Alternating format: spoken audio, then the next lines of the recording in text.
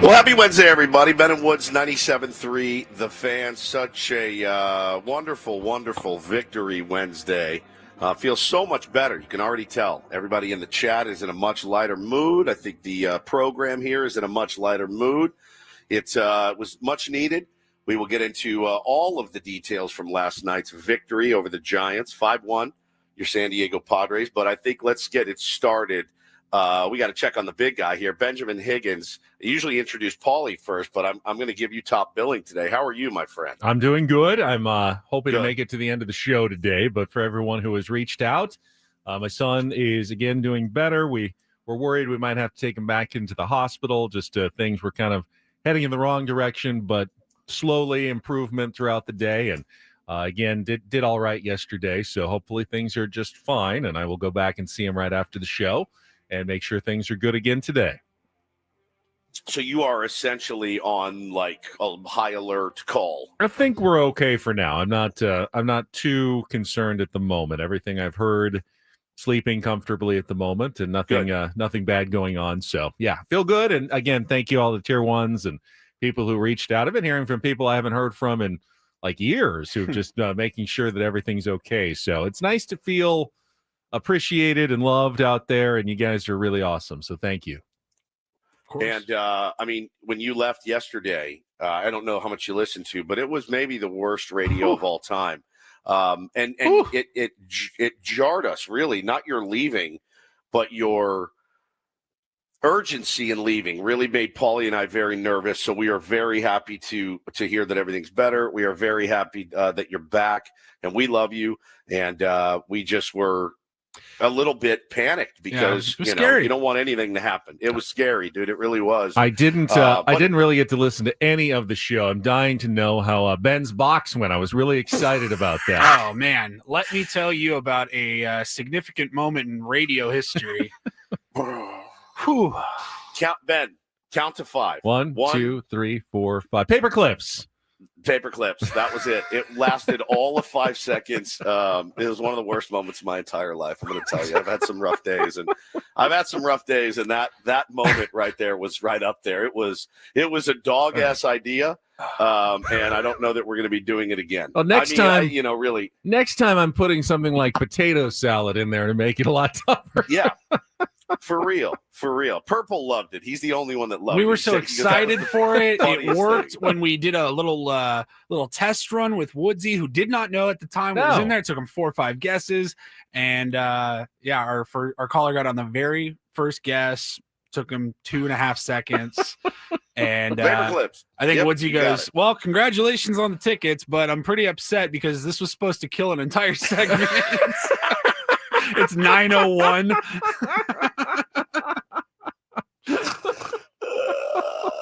I told Paulie after I go, don't call me, don't text me. We are never to speak of this again. You just let it go, and I don't want to hear anything about it. I'm going to flush it.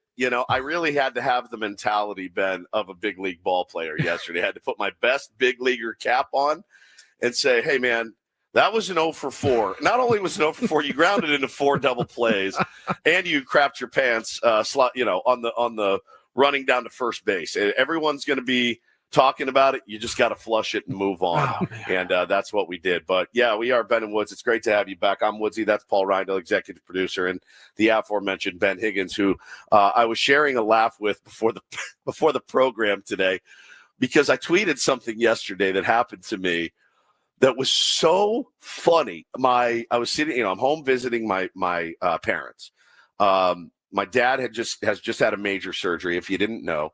And, he's recovering slowly. He's not moving around very well. He's not sleeping very well. But one thing he does have to do all day, every day, is manage the workers that come in and out of this house. I think that's what retirement is from so far what I've been able to glean.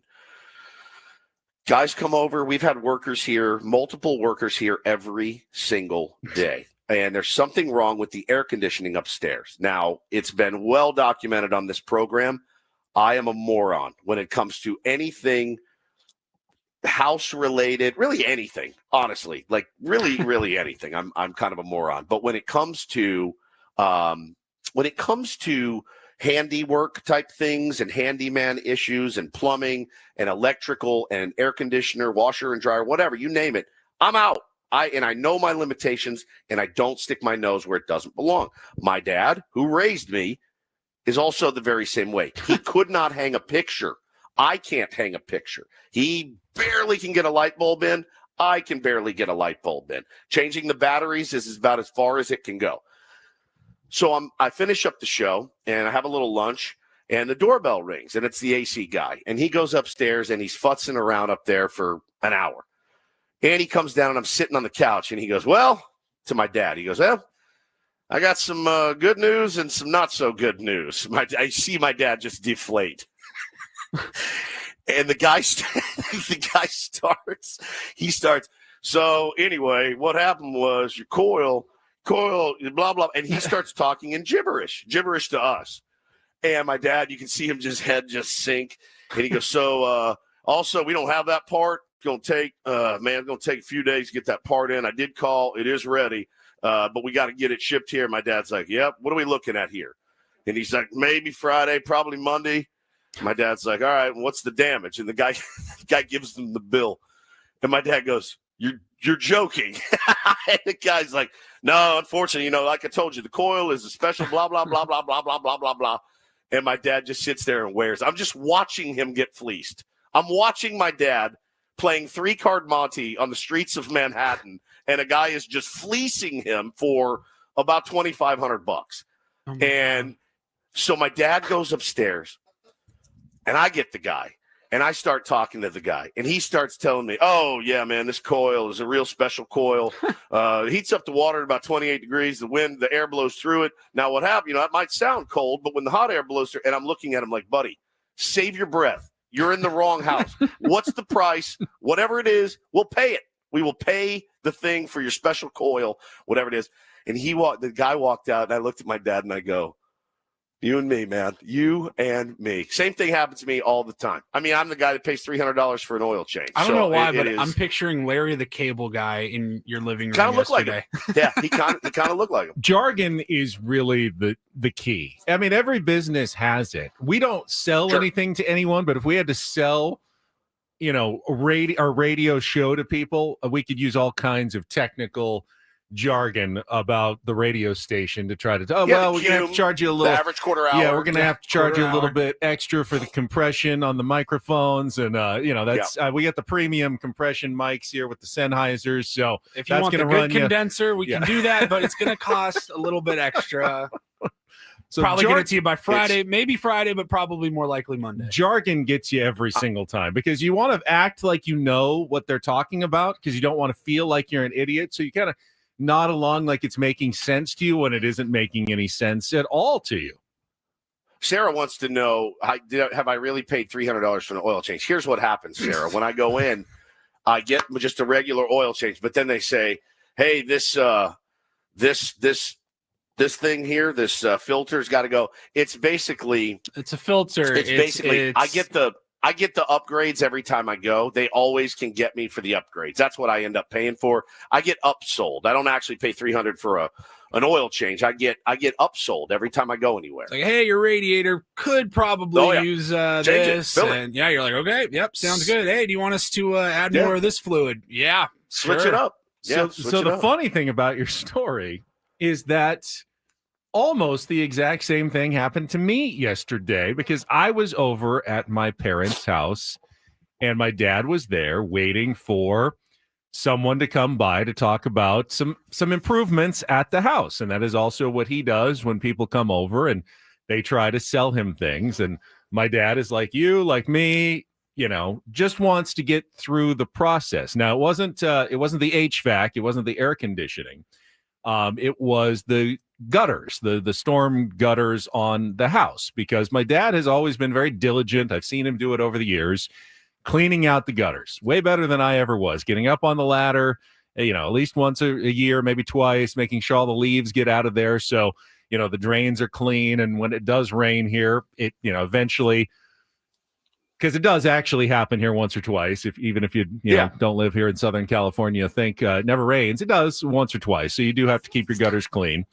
But Mom didn't want him climbing up on the ladder anymore and thought, let's do something better. So I don't know if you've seen them probably on social media. I've seen it on my Instagram feed, those rain gutters that have like the screen protector on top to keep anything from getting in other than the water.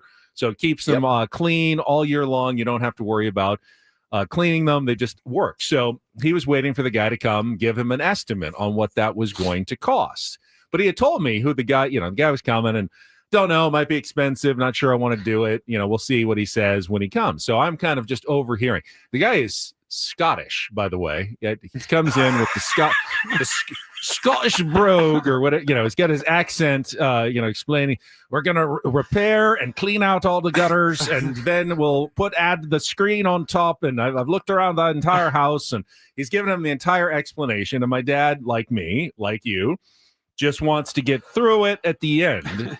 I'm going, what's the price going to be? But I listen to my dad kind of, and he wants the explanation to be over. Like I would want to get off the phone call as fast as possible.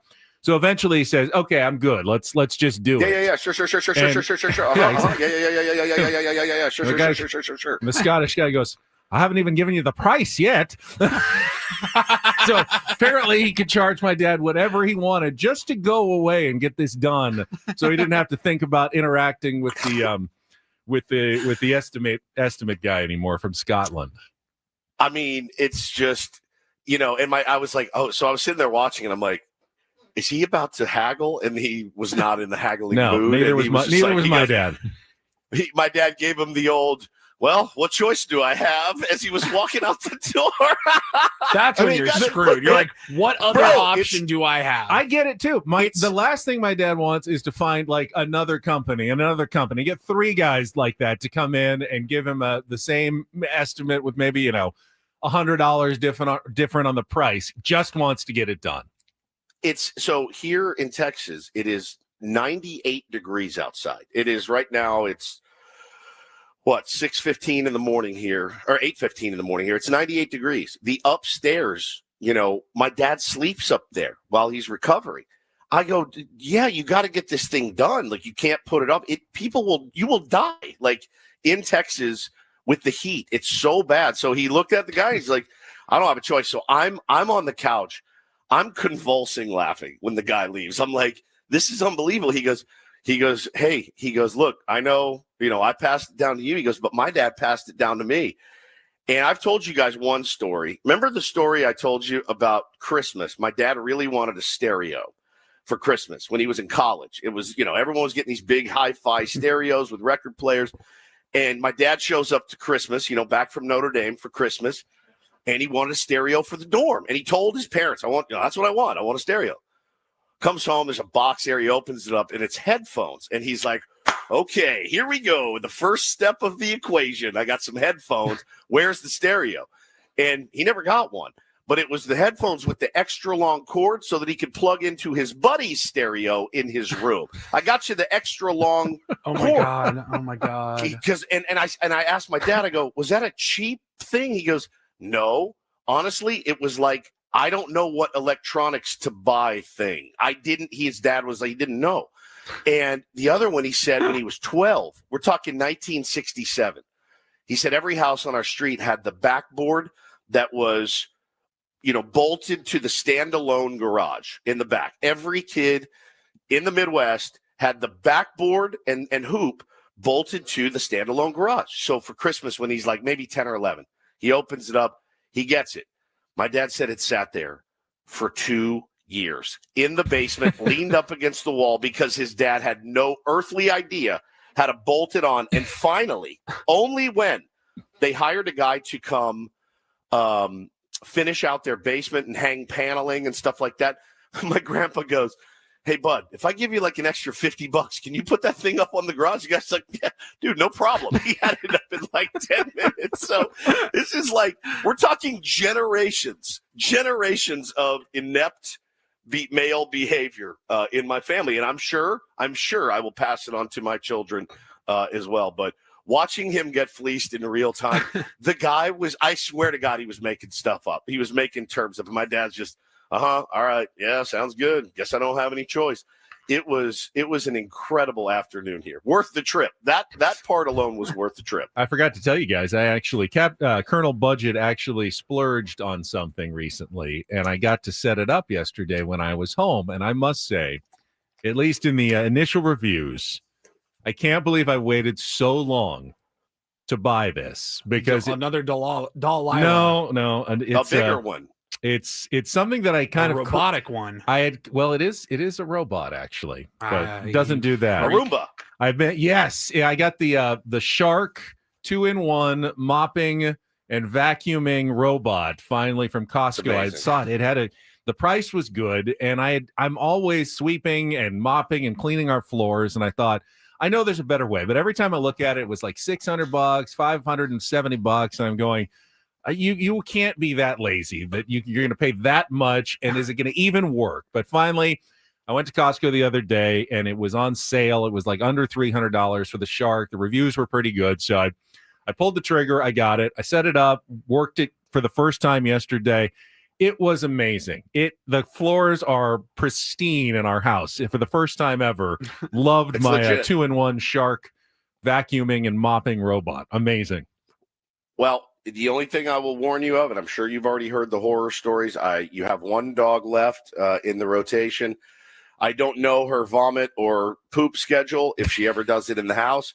If she does, and that thing rolls over it, it is the worst day of your life. It's the worst day of your life. Hasn't in years. She's really good about going outside and has been problem-free, but it's always a worry with the dog, I guess. But the main problem is she thinks it's like a little rabbit or something, and it drives around, and she was barking. So I was trying to get her comfortable with it yesterday when I set it up. She would kind of approach it and like bark at it, and it would kind of go at her. It would go at her, and then it would run away, and she'd get scared, and she'd run off the other direction. It was definitely felt like a new pet being, joining the house, because it was, like walking around essentially downstairs, and she couldn't understand what was going on. Yeah, it's pretty genius. We've run through a couple in our home. Ours runs all the time, pretty much almost 5 to 6 hours a day, nonstop, and it's a total game changer. You wonder why you never got one before. And yeah, they are expensive, but like anything, man, you get what you pay for. Those things are spectacular. I'm so proud of you for doing that. You deserve that. Thank you. And I'm glad that you did that. When did you get it? Yesterday? I got it over the weekend. We set it up yesterday. Okay. So it's all good to go. It worked, and the floors are now spotless in my home. I love it. And I did see somebody in the chat talking about how, thank God for guys like us, right? Because we give, and my dad said the same thing. My dad, would always say, oh, there's something wrong with the garbage disposal. Well, I'm going to call the guy down the street who's a plumber, and which is his job. That's his job to do. So I'm paying him. I'm keeping this whole economy running, right? I'm paying the AC guy. I'm paying the pool guy. I'm paying the lawn guy. Let's keep money going out, to take care of others out there. And thank God for rubes like us, Benny. We keep the whole thing going. And I'm sure all the tier ones are thinking, I am so glad I don't have to do my own radio show every single morning to entertain everybody. Do it for you. We will do that for you, so you don't have to set up all the different segments and the rundown of the entire show. I will go through that for you next. Set the menu for the program for today. You don't have to worry about it. It all comes with the prepackaged price. It's completely installed. Expensive. It's completely installed. $0 down. $0 a month for our incredible service that we provide. We're terrible. We don't charge anything for all this work that we do. We're going to do this on the house. And our YouTube subscribers, though, thank you guys for chipping in. Keegan, $10 a month. Thank you very much. Thank you very much, Keegan. Keep the lights on. All right, let's check traffic. Kelly's got a job to do as well. You don't want to have to check your own traffic, so Kelly's going to do that for you, and then we'll set the menu for a Wednesday edition of Ben and Woods coming up next year on 97.3 The Fan. From the 855 Get Ross Traffic Center, protecting San Diego after accidents or injury, here's Kelly Danick. Traffic is brought to you by the California Office of Traffic Safety. Continues to be a pretty quiet one on our freeways at this time. In fact, looks like tow truck has just gotten a stalled vehicle out of the left lane on the Coronado Bridge, heading over to the island just before mid-span, so you might see a little residual slowing. Speeding is dangerous. To other drivers, to people walking or biking, speeding catches up with you. Tickets, crashes, or even worse, slow the fast down. Safe speeds save lives. Go safely, California. From the California Office of Traffic Safety and Caltrans. Good news, everybody. We got a grap-up instead of a crap-up. The first time this week, Padres snapped their 4-game losing streak last night. We will go through the game. Nick Pavetta's performance. Once again, a leadoff home run. I mean, that was a moment that I think we all felt a bit of a knot in our stomach last night, Woods, when Jung-Hoo Lee led off the game with a home run against Nick Pavetta. I almost threw up, man. I almost did. I texted my wife. I go, I can't even impart to you how much we need a victory tonight. I said, I cannot go in there tomorrow under the weather, having the weirdest week, and talk about another flipping loss.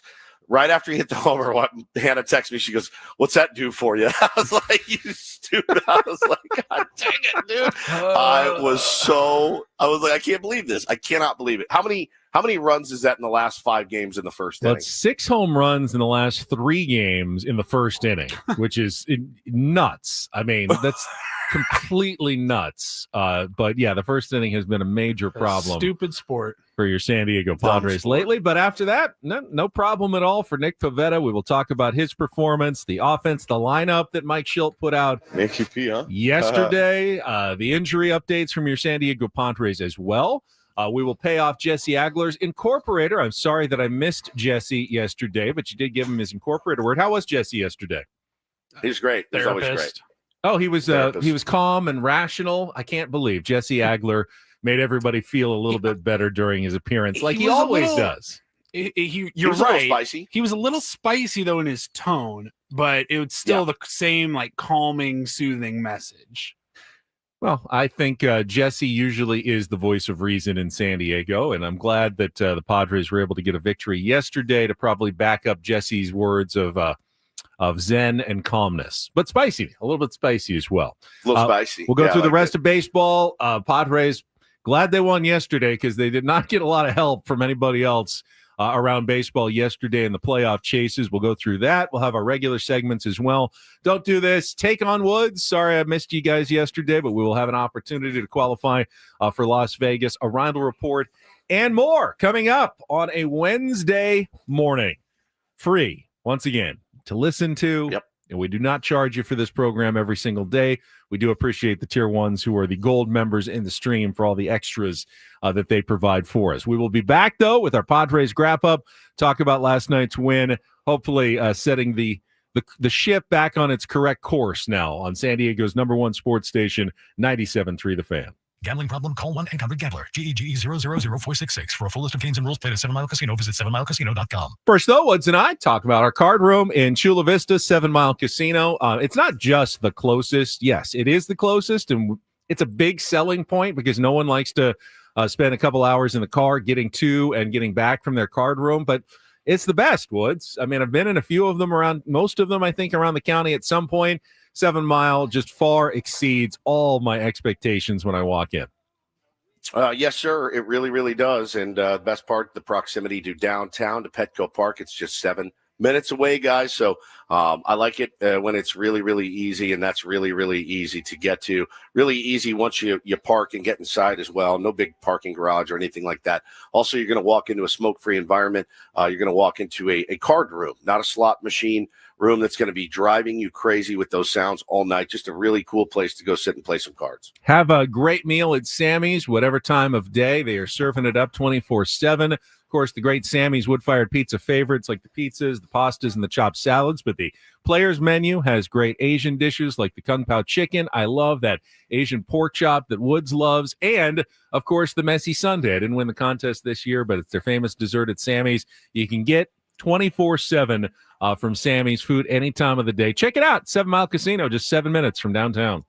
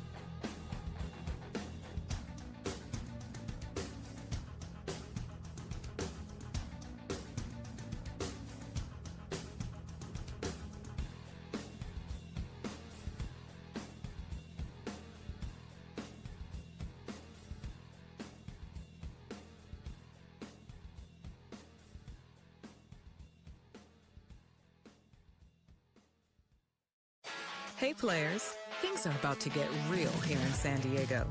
Introducing the all-new Hamul Casino Resort. With a 200-room hotel tower, exciting new eats and drinks, plenty of new places to play, and a luxe spa and salon. Hello, rooftop pool and deck. It's where players can play their hearts out and enjoy all the perks that come with it. It gets real this summer at the all-new Hamul Casino Resort, the players' place.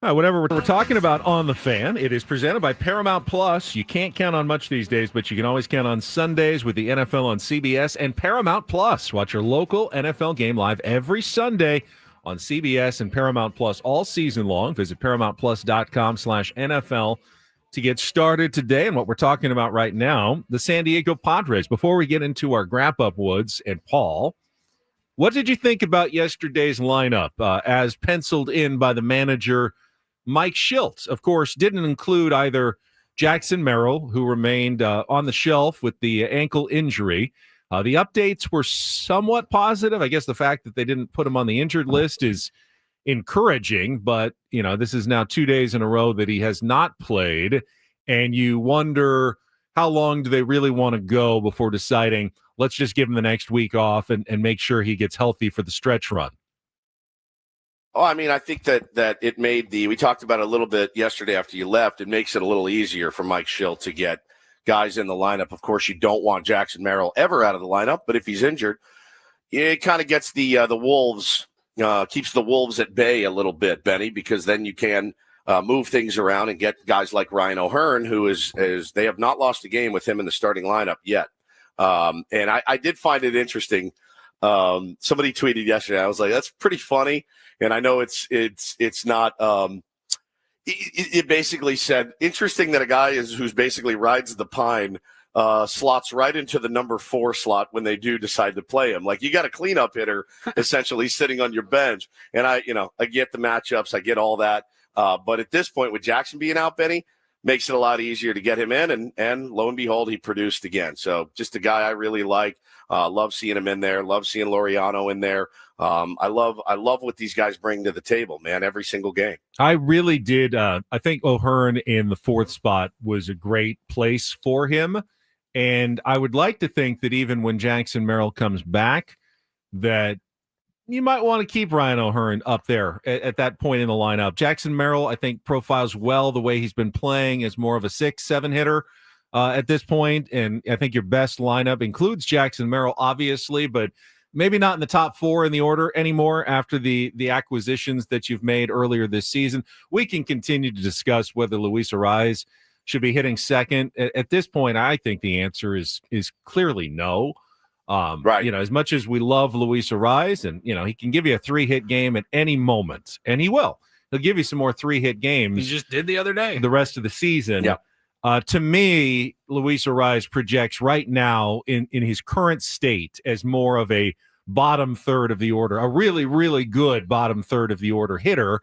And if you wanted, you could move Ramon Laureano up into your top 4 as well and take advantage of, 2 of your hottest hitters that you both acquired at the All-Star break and get them, more at-bats earlier in the game. And perhaps the injury to Merrill will be the excuse that Mike Schilt can use to kind of make a change that he didn't want to necessarily shake things up too much with his team having played so well since the All-Star break.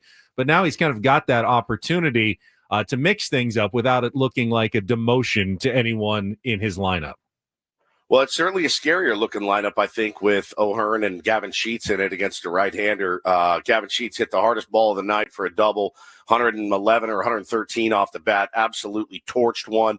He's got that in him. And with consistent ABs, I mean, again, it puts a little bit more fear into pitchers when they know they have to go through some guys that can hit the ball out of the ballpark. I mean, this team is second to last in Major League Baseball in home runs right now. So yes, they scare you in that they can string hits together and they're pesky and they can do things like that. But as far as hitting the ball out of the ballpark, man, a lot of the nights you got 2 of the best guys at it sitting on your bench. Meanwhile, Jake Cronenworth sat out after getting plunked in the tricep elbow area on Monday.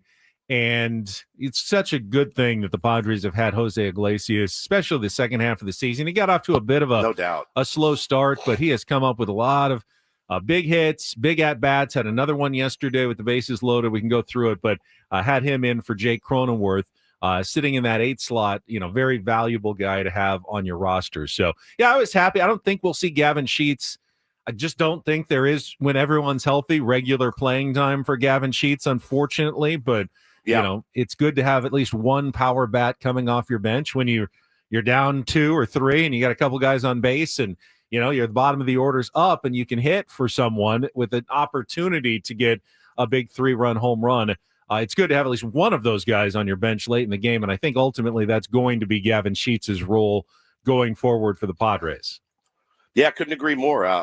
We wanted a longer bench and he certainly makes the bench longer and a little bit more terrifying, knowing he has the ability to yak one out of there at any time. Really, really hits the ball really hard. And like I said, did so last night and helped this team to a victory. So, yeah, you never want to see Jackson go down. You want him out there, for his defense, for the potential of what is there offensively for Jackson. He's been really unlucky this year. He's hit a lot of balls hard that haven't found gaps, that have found gloves on spectacular plays. He's gotten very unlucky. So I want Jackson in there for sure. I do think he profiles. I mean, how scary is that? Him in the 6 hole or something. I think that's really, really solid. All right, that's a quick look at the lineup. We'll go through the game specifically with our Padres Wrap-Up right after a check of Kelly's traffic here on 97.3 The Fan. From the 855 Get Ross Traffic Center, protecting San Diego after accidents or injury, here's Kelly Danick. Traffic is brought to you by the California Office of Traffic Safety. Continues to be a pretty quiet one on our freeways at this time. In fact, looks like tow truck has just gotten a stalled vehicle out of the left lane on the Coronado Bridge, heading over to the island just before mid-span, so you might see a little residual slowing. Speeding is dangerous to other drivers, to people walking or biking. Speeding catches up with you. Tickets, crashes, or even worse, slow the fast down. Safe speeds save lives. Go safely, California. From the California Office of Traffic Safety and Caltrans. I love winning, man. love winning. You hear what I'm saying? It's like better than losing. Miss any of the Padres win yesterday? Ben and Woods didn't. Yeah, absolutely. We've got you covered with all of the highlights. Oh, yes. It's the Padres Wrap-Up. brought to you by Hamul Casino Resort. Things are about to get real with the all-new Hamul Casino Resort with gorgeous rooms and exciting new eats and drinks. It gets real this summer at Hamul Casino Resort, the player's place. I want to go fast, but I want to go slow, and I want to go deep. A little bit of a different batting order, of course, for the Giants against the right-handed starter. As Lee sends one in the air to deep right center field, Fernando is back. He is at the wall looking up. This one gonna go. Different lineup, same result. Elliot Ramos, a leadoff homer on the fourth pitch of the game last night. And now Jung-Hoo Lee, a leadoff home run on the second pitch of the game. Here tonight, it's 1-0 Giants. Set up beautifully with a rise at second. Tatis at third, nobody out. A lot of ways to get a run home. And Manny grounds this one slowly towards third. That'll do it. Schmidt has it. The throw to first base is in time. Either way, Tatis comes in to score. And the Padres have tied it up 1-1. Oh, and 2 again to Iglesias. Bases loaded, 1 out. Here's the pitch from Tang. Swung on line into left field and a base hit. O'Hearn will score to give the Padres the lead. An RBI single for Jose Iglesias, and it's 2-1. Runners lead at all 3 stations. 3-0. Here's the pitch. Tatis takes outside, ball 4. A bases loaded walk to bring Sheets home, and it's 3-1. 2-2 to O'Hearn. Bivens deals, and Ryan Woods rips one into right center field. That's down to the base hit. Manny's rounding third. He's on his way. O'Hearn will be held to a single as Gilbert's throw comes into second base, but an RBI knock for Ryan O'Hearn, and a 4-1 Padre lead. Pitch to Arise, grounded back to the mound, fielded by Seymour, goes to second, and that's all they'll get as Diaz comes home. Throw was wide, but a good job by Fitzgerald to somehow keep his foot on the base, and the Padres have a 5-1 lead. 2-2 to Bailey. 7th pitch of the at-bat, and he sends it in the air to pretty deep left field. Laureano's backing up, fielding for the wall, on the track, hops up, and he makes the catch to end the game. Padres' mini skid comes to a close as Suarez works a 1-2-3 top of the 9th inning. And the Pods, a 5-1 win over the Giants in workmanlike fashion here tonight. Pitch like Nick pitches, almost regardless. Threw a lot of quality strikes. I love the fact that, we get dinged right off the bat, and it's happened more recently, and nobody hung their head, and especially Nick, the guy on the mound that has the ball, and you look up, and that's the only blemish that he gave up through 6. Fantastic work, man. Fantastic work from Nicky P last night. And by the way, great job scoring in the bottom of the first inning to erase that 1-0 deficit. And then when the Padres scored in the bottom of the fourth, 2 runs, they finally had a lead. It was nice to see the Padres ahead in a game because it had been a minute since we had seen the Padres actually have a lead to protect and get to that bullpen and turn it over to Adrian Morejon, Jason Adam, and Robert Suarez. Didn't even need the save since it was a 4-run game, but Mike Schilt has that luxury of protecting leads. That's the formula. A decent starting pitching performance, get 4-5 runs on the board, get a 2 or 3 run lead, or 4-run lead, hand it over to the bullpen. Padres are almost unbeatable if they can do that, and they're going to do that from time to time. The question is, how often can they do it, and will they be able to do it in the postseason? But yeah, last night's formula I thought was perfect. I mean, you said what did you say about his start? I thought it was outstanding. Nicky P went 6 full innings, struck out 10, gave up 3 hits, bounced back from that leadoff home run, and was just spectacular. And again, offense, you get a little nervous. You get second, third, nobody out. We scratch one across on a kind of a swinging bunt by Manny, but gets the job done. And, then the offense breaks out a little bit, but bullpen lights out. I mean, just absolutely lights out. Morejon, Adams, Suarez come in, knock it down. Phenomenal formula. But you got to get a win, or you got to at least be, within 1, Benny, to activate that super pen. And they did it last night. They called on, 3/5 of the fist, and they got it done.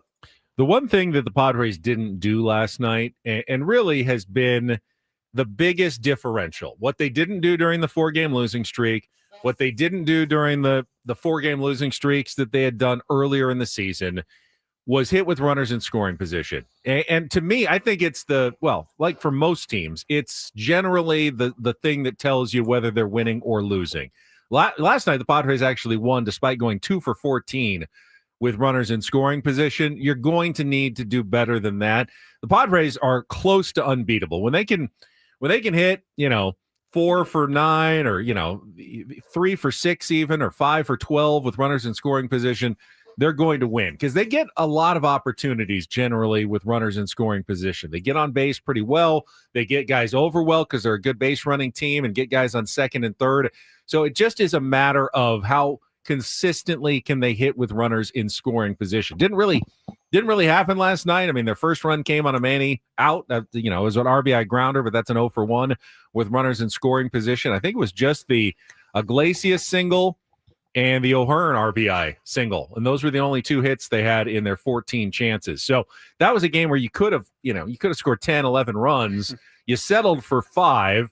You didn't need any more because Nick Pivetta was so good, but there'll be other games where maybe, Nestor Cortez is on the mound or Yu Darvish was a little inconsistent. Sears. And like JP Sears tonight, where you're going to need to have that 8-9 run output, and that requires hitting with runners in scoring position. Well, and, again, credit to the top of the lineup last night. Everyone had knocks, O'Hearn and Machado with multiple knocks. All 4 of the top guys drove in a run one way or the other. Pretty fantastic stuff. A good recipe for success. You got to find a way to repeat it today. And I was looking at the piece, the daily that Kevin Acee sent out this morning, and I have lost it. Do you have it handy? Let's talk about the arms that they are going to be facing soon, and they're going to have to really figure out a way to get it dialed up. And it's funny, watching the kid last night, baseball is such a game of adjustments. They just saw this kid, they lit him up. So what did that kid do? He went back in the lab and tried to figure out a way to attack these guys a little differently. And we're going to be facing Landon Raup, who absolutely torched us. How do we adjust to what he did? So that's kind of the chess match that we're going to need to figure out. And we're going up against some really nasty arms in the next. Yeah, I got it right here. So you got it. Probably the easiest matchup in the next 8 days is Justin Verlander tomorrow, because as you said, Raup was really good the last time he faced the Padres, and then it's the Dodgers. But look at Verlander lately. He's got a 2 ERA over his last 5 games. Starts, so yeah, he's been pitching much better lately. Then the Dodgers will throw Snell, Glasnow, and Yamamoto at you. And then you've got the Mariners, who have one of the best starting staffs in baseball. Logan Evans, who dominated the Padres earlier this season, Luis Castillo, and Brian Wu. So you're facing a really murderer's row of pitchers. But I don't know, to me, Woods, I think it has a lot more to do with the Padres on most nights than the pitchers that they are facing. Just like you said, Kai-Teng Wen, if they have, they murdered him a few days ago. They were only able to put 1 unearned run on the board, in the first couple innings. They ended up getting the 2 after he came out of the game there in the 4th. But I don't think necessarily, we've seen bad pitchers dominate the Padres. We've seen the Padres get runs against good pitchers. It feels more like, how are the Padres performing at the plate is much more important than how the pitcher is facing them is doing on any given night. I know it's all interrelated, obviously, but to me, you're not expecting to go 8-0 in those 8 games. I would think, that you're going to face a couple of gems over the course of those next 8 games, but you don't have to. You just have to, find a way to hopefully, win these next 2 would be nice. And at least you'll be within 2 of the Dodgers, even if they do beat the Rockies the next 2 days. Go into that series down 2. And then if you can win that series against the Dodgers, you'll be at the least 1 game out with a month to go. And to me, that feels like a great spot for the Padres to be in going into the last month of the season. Yeah, I mean, I don't want to get too far ahead. You got a tough customer on the mound tonight that, you're going to need to find a way to adjust and figure out how he pitched you last time and what he's going to do now. And you saw a kid make adjustments last night against you, flummoxed you for a little bit last night. And again, you kind of waited out. Padres are pretty decent at playing rope-a-dope, kind of letting the game come to them. They are kind of a late arriving team, which is, can be a little nerve-wracking for fans at times, but it's worked more often than it hasn't this year. And, the record's good. Their positioning is good. But these next, what did you say? 8 days, 8 games are going to be a bit of a gauntlet, which is, listen, when you get to the playoffs, that's what you face. You face the teams number 1 and number 2. That's what you get. So pretty good test for the fellas. Yeah, and we always knew. I mean, we talked about it like a month ago when we went through the schedule for the second half of the season. Pretty nice schedule for the Padres, except for there's this 2.5 week stretch where they got to face the Giants, the Dodgers, and the Mariners. And that's going to be the gauntlet that they have to run through in the second half of the season. So far, they're 4-4 in the first 8 games of that gauntlet. Yeah. That we knew was going to be the toughest part of the schedule after the All-Star break. I'd like to see them do better than 500, but 500 is not a horrible outcome for that gauntlet, especially at 4-4 at this point. If they ended up whatever it is, 8-8, or I don't know if it's 17 games. I think it is 16 or 17. 8-8 is not necessarily a bad thing when you're going through your absolute toughest 2.5 week stretch of a schedule in your second half of the season. Yeah, I agree 100%, man. You just kind of got to ride the wave of the 4-game streaks. Those can't happen. The 4-game losing streaks, but if you can find a way to play that brand of baseball, even win one, lose one is fine. It's absolutely fine, man. But you have to be, Schilte's got to be planning ahead for every single series. So they're going to have to be judicious on how they use their pen. These are truly the dog days. I mean, we're feeling them as the broadcasters for this team, right? Like, these are the dog days. I can't even imagine how these cats feel right now. And then it starts to ramp up in September. The schedule eases up a little bit. And the division, that's the goal, is keep the division in sight. And it's still very much in sight right now. I know we have lost sight of that over the last 4 games, last night notwithstanding. It's still right there for us. Yeah, keep in mind that if the Padres go 500 the rest of the way, which I think we'd all be pretty disappointed. When you look at the schedule, the Padres have a lot of teams remaining that are done. They're out of it. They're going to be playing young kids. 500 would be, I think, a really disappointing way to end this season. They'll still get to 88 wins, which is always really in the 3 wild card era been good enough to make the playoffs at 88 wins. Fangraphs is projecting 88 wins is good enough this year to get into the playoffs. You don't know that for sure, but that's if they go 500, and we'd all be pretty disappointed by that. Yeah. So, I think you're right in terms of the target is still the Dodgers. The target is still winning the division. Now, that could take 96, 98 wins, depending on how well the Dodgers play. So you're going to need to go on a nice run.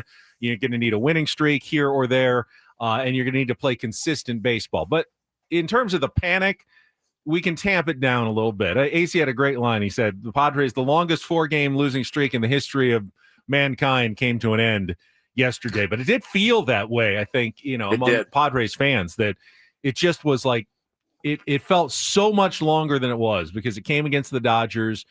The way that they lost the games just felt like they were it just felt like it was like weeks since the Padres last won a game. When, a 4-game losing streak, those happen all the time. Padres have 4 of them already this season. Yeah. The Dodgers have some. I mean, everyone has 4-game losing streaks. That one just felt particularly long and intolerable. Yeah, it really was. It was pretty excruciating. And, you'd love to keep the good momentum rolling tonight. Giants, look, they came to play. They came to be aggressive. They have something to prove yet. I know they still think they're not out of it. So it's not like they have nothing to play for either. It's going to be a long, tough stretch for them. But, we've got 3 games against the Dodgers too, right? Like, it's keep it in your hands. Keep it within striking distance, and let's see what happens this coming weekend. I mean, they're 6.5 games out at this point up from the Mets. They're kind of out of it, whatever they want to say. I mean, but those can be the dangerous teams, the spoilers with nothing left to do except individual things. They tend to be dangerous as well. All right, we'll come back. How did Jesse work the Incorporator into yesterday's game next on The Fan?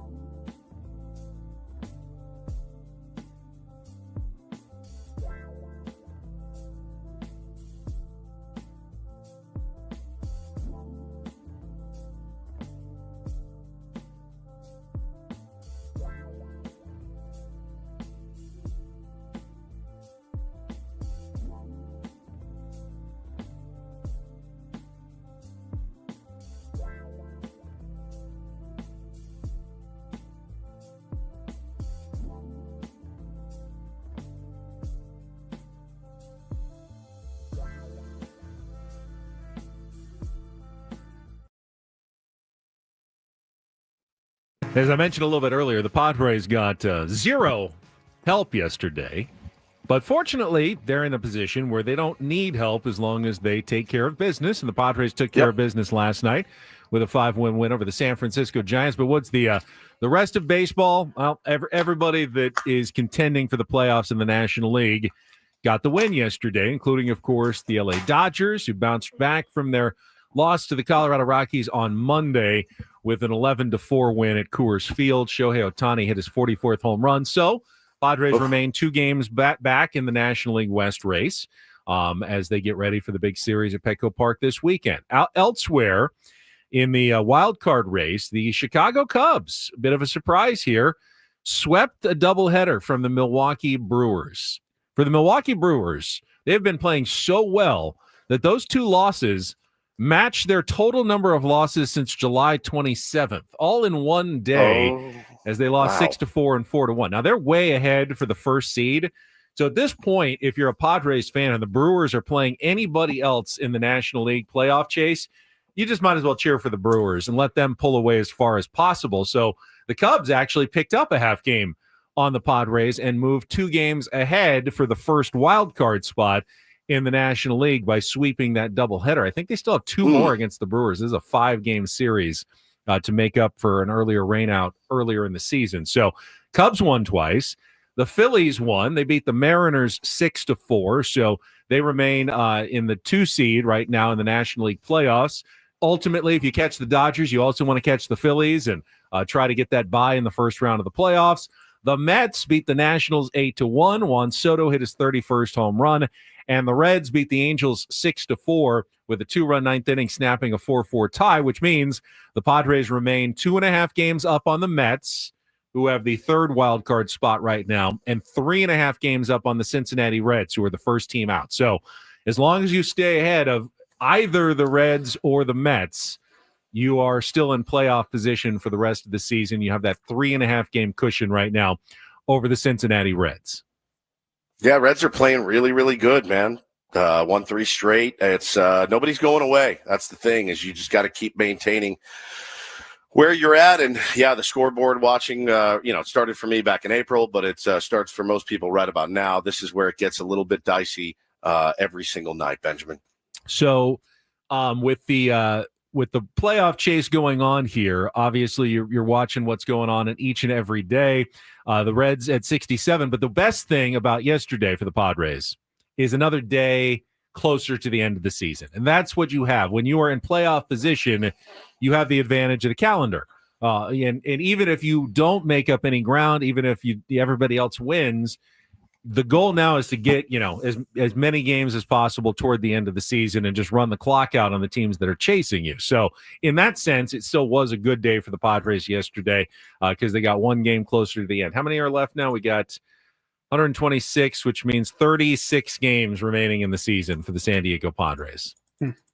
Man, luck can go right, luck can go wrong in 36 games, dude. It's again, I don't want to overstate how important that win was last night for everyone's psyche. Dropping 5 in a row would have been brutal. And again, credit to those guys, man, giving up that first batter bomb and not absolutely losing their minds and folding up the tents and scratching back and getting a run back ASAP, I thought was huge. And having Nicky P, I mean, look, he's the guy you can count on for this team. It's unfortunate he can't pitch every 3 days instead of 5, Benny. Quick question about Nick Pivetta. You got him extremely cheaply for this year, if you remember the way the contract was structured. That's got to be one of the pickups of the winter, right? It absolutely no was. Question.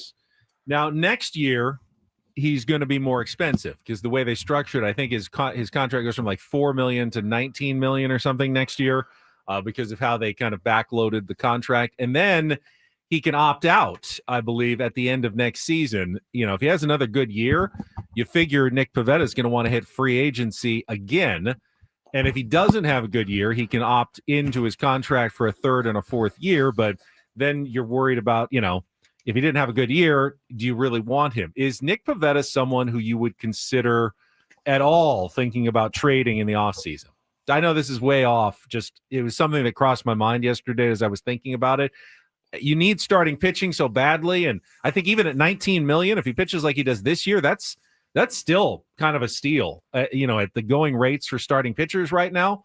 But when you pay a guy, you're going to pay him 5 times more essentially than you were paying him last year. It's a bit of a different math problem than it was this year when he's been so valuable for the San Diego Padres. I guess I'd ask, who do you think is going to pitch next year? I mean, we're losing Cease, we're losing King, and I think you'd have Musgrove's to injury. get back younger, controllable starting pitching in a deal. I don't think so. I think if you're going for it next year, you're probably just riding with Cease. with Pivetta. My guess is based on AJ Preller's history. I doubt anything will happen in the offseason. It was just something I thought of as he was pitching yesterday and wanted to get your thoughts on it. So you're watching this guy twirl yesterday, 6 innings, 10 strikeouts. Mm-hmm. You're like, can I trade this guy? Yeah. That's what I want. What's the best I could do to try? I want to trade Nick Pivetta while you're watching him spin this gem and be the stopper for the San Diego Pick Padres. Up his 13th win of the year. How do I get rid of him? Colonel Budget's always looking ahead at all the potential scenarios. Chris made the good point. He said, you're wasting your off-season segments already. You went to the well 3 months early. All right, let's go back to the Incorporator then, because we need to pay that off. You guys set up Jesse yesterday after I left. Paulie, you got it for us? Yeah, I do. A word for you to weave into tonight's broadcast, and I think it's very fitting. Paulie, if you would. Immolate. Which is what I used our that fan the other base day is. on the air. Oh, did you? Oh, SOB. my goodness. Well, I can use it again. It was something I'm trying to remember whose bullpen we were talking about. It might have been the Dodger. Yeah, it was the Dodger bullpen after all their struggles against the Angels and before that. And I said something along the lines of, while the Dodger bullpen has been self-immolating as of late, they pitched well here this weekend. It was something like that. So, of course, Jesse had already used the Incorporator word in the last 48 hours. Yeah, and I've heard that, when a team just basically does itself in, as Jesse said, they kind of self-immolated that inning. But no one really immolated last night. I mean, the Giants never totally messed up. There was a couple of small innings for the Padres offense, but nothing ever went off the rails. No team really was self-destructive in the game, so it didn't really lend itself to that sort of usage in the game. Unless what happened in the bottom game. Of the 6th? Because that's where the Incorporator The bottom of the 6th inning was, I think the Padres scored 1 run in the bottom of the 6th, but it was on a fielder's choice to the pitcher by Luis Ariz. Run's a run. So that doesn't sound like that may have been the only opening that Jesse Agler needed. Here's how it sounded last night, right here on 97.3 The Fan. Seymour comes set and ready.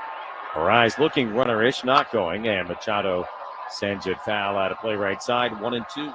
The post-deadline trade version of the Giant bullpen has spent some time struggling, but you can't always expect them to self-immolate.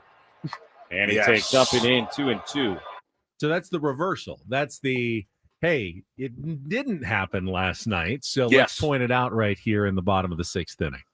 Yeah, they have done it, but they're not doing it now. They're not currently self-immolating, which I thought it's a great word. And I when he said it, Benny, he said, I think I said it in the Dodger series, and it popped in my head. I go, I think I heard it, but it was such the word that was popped into my head yesterday. Our fan base, I mean, just those 4 games. That's some of the roughest, I think some of the roughest YouTube comments, Twitter comments, Blue Sky comments I think I've ever seen in the last 4 games. Which is a little bit, I mean, I found it a little bit strange because there are other playoff contenders who are struggling even worse than the Padres. And I wonder, are their fan bases like immolating when that so the Astros right now, and the Astros are, let's see, they are currently a game and a half up on the Mariners, comfortably in playoff position, but they've been shut out 3 games in a row and 4 of their last 5, including a 1-0 loss to the Tigers. As their fan base, they're melting down right now. Unquestionably, I saw I can't remember who their hitting coach is. It's a name that I know. Saw a couple. I mean, I follow some of the bigger accounts from, almost every team. And you go through and read the comments and dude, everyone's crazy right now. Everyone's crazy. Playoff baseball, the potential of playoff baseball makes you clinically insane. I think it's been proven. I think they did a study on it. It makes you clinically insane for a while. And how do you manage it? That's really the key. Is I talked yesterday after you left. Hey, man, you got – because I honestly, Benny, I got a tweet from a Padre fan that said he had 2 years sober. And he goes, this team is making – and I go, dude, it ain't worth it. A baseball team crushing 2 years of your hard work, I said it's just not worth it. So I don't know what it was in particular about those 4 games, other than 3 of them came against the LA Dodgers, which is it's almost like losing 3 games at a time. It's wild. And I just told this cat, I said, it is not worth it, man. Like, don't let a baseball team affect your sobriety, your mood, your relationship with your family, whatever it may be. As important as it is, and as much as we love it, it's not worth that. But keep in mind. So, yeah, it's everyone. Well, but water finds its level. I mean, the Detroit Tigers struggled so badly around, the All-Star break just after. I mean, they were falling absolutely apart. Now they're playing well again. They've won 8 of their last 10. They've increased their lead back up to 9 games in the Central. The New York Yankees, I mean, their fan base was absolutely dying. They hit 9 home runs yesterday. They have lots of, good offensive players on their team.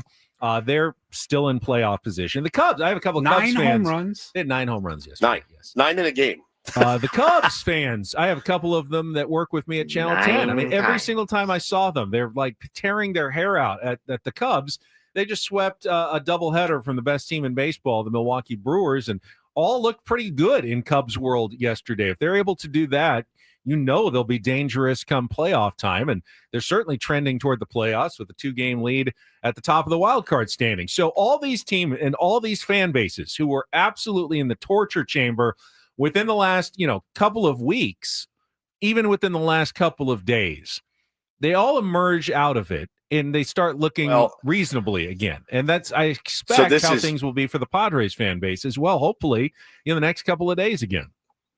This is interesting. House of Hoff in the chat says something to the effect, you just deleted it. It was a good message. He said, essentially, we had added some pieces. We weren't using those pieces. We were losing the games. And I agree. My counter to that would be, imagine if you picked up all of the players that like the Yankees added, or you're the Cubs and you didn't really add. The one guy you added got hurt. The Dodgers didn't really add anybody. They're playing, we got them right for sure. But imagine the flip side. The Yankees added 3 guys to their bullpen. I think every one of them's got an ERA over like 7 or 8. That is that's the worst. That's way worse than having some guys and being judicious with how you use them, is adding a bunch of pieces that come in and literally make your team worse for a while. So it can go the other way as well. Yeah, ultimately, I feel like I liked your message, Hoff. I don't know why you retracted it. It was good. It made sense to me. I feel like complaining about the depth on a team is actually a really good sign. That it is a good sign. That your team is in good shape. If you can complain that you're not playing enough good players in your lineup because you have so many good players, my goodness, I mean, that's the dream. That's what we were hoping for. Early in the season, remember, there were 2 empty positions in the Padres' everyday starting lineup in left field and behind the plate that you were getting nothing from offensively. And now, Cadillac problems that you got to find enough time for Ryan O'Hearn and Ramon Laureano to get into the games. What about Gavin Sheets getting some playing time? That's what you're hoping for down the stretch. And if some guys get an extra day off here or there, and, Ryan O'Hearn isn't playing quite as much as you'd like, well, remember, that could pay dividends going forward as well, as you keep a lot of guys fresh into a very long season, into hopefully an October that lasts more than, a couple of games, and you're playing another 3-4 weeks, hopefully, of baseball at the end of the year. You've now, added some, freshness to your team's legs by being able to give more guys days off going forward.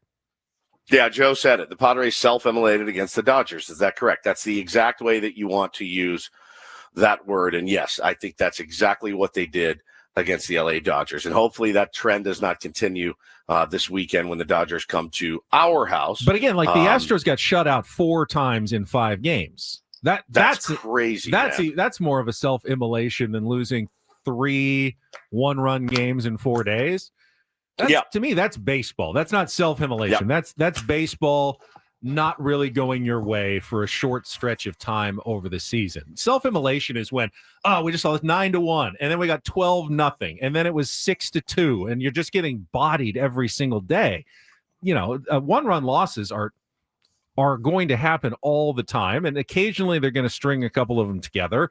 And I don't think it's something that we need to circle in red, especially when it's an anomaly. And the Padres have played so well in close games and have one of the better records in one-run games in baseball and have a bullpen that should give you an advantage in those games. I think those games against the Dodgers are some of the more flushable games that you can look back and go, oh, well, played a really good team, lost some one-run games.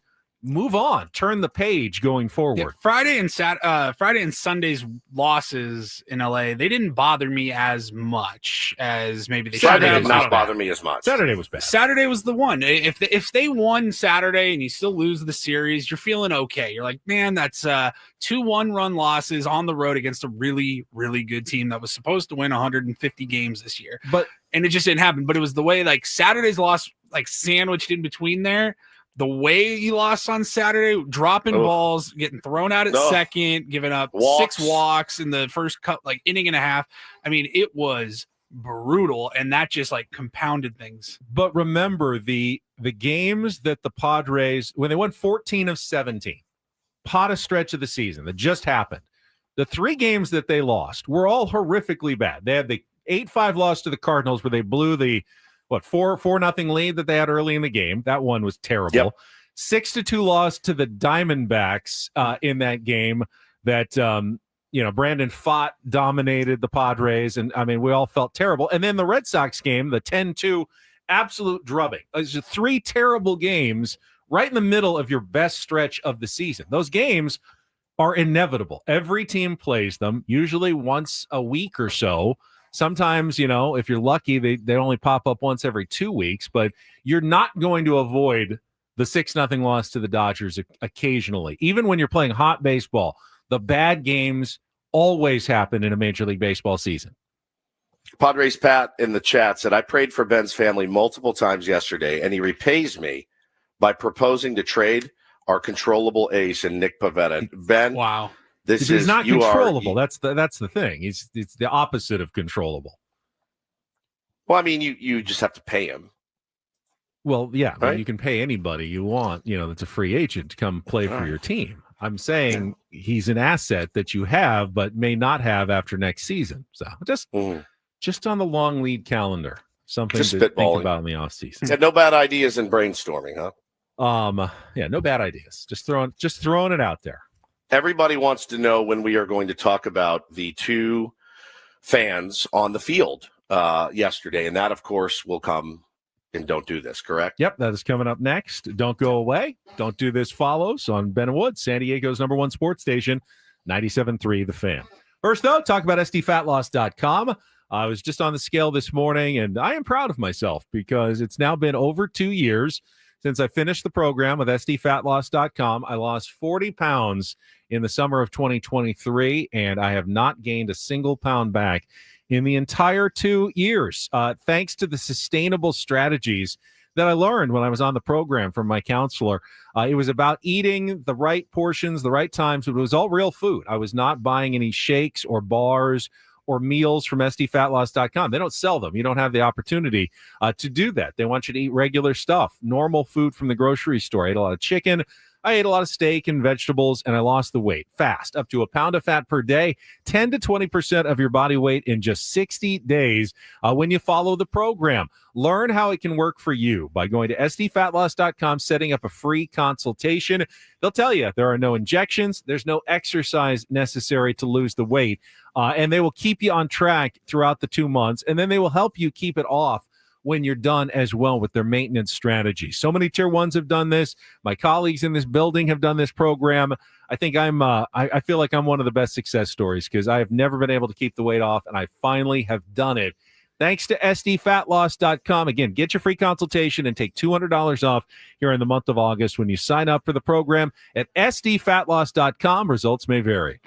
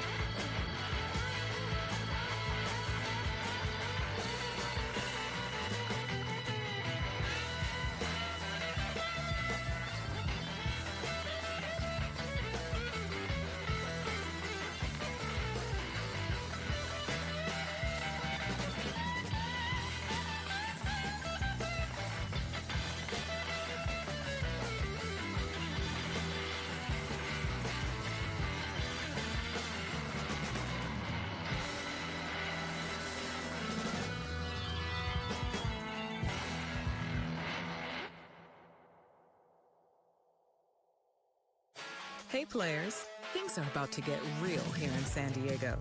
Introducing the all-new Jamul Casino Resort. With a 200-room hotel tower, exciting new eats and drinks, plenty of new places to play, and a luxe spa and salon. Hello, rooftop pool and deck. It's where players can play their hearts out and enjoy all the perks that come with it. It gets real this summer at the all-new Jamul Casino Resort, the players' place.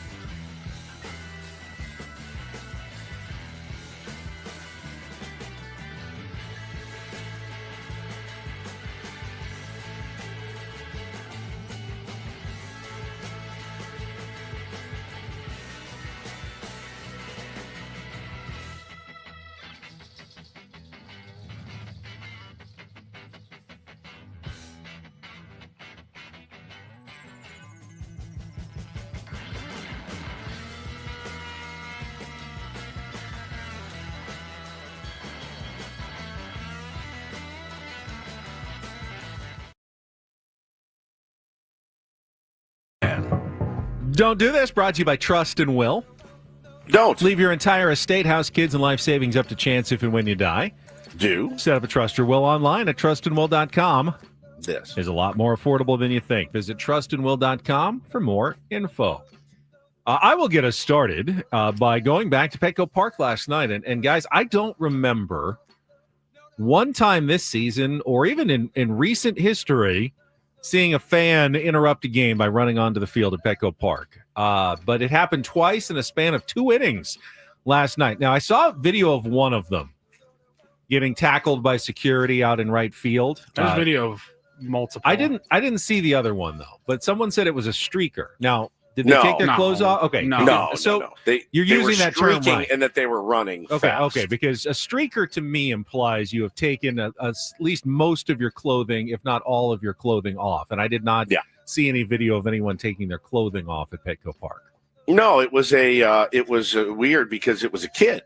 I believe the first one was a kid. Now, usually you see somebody running out on the field and you go, yeah, that's the one I didn't see. That was a young kid. My goodness. You run out, you see them run out and you go, oh, well, obviously he's had a few too many Cutwaters at the game and they're going to run out.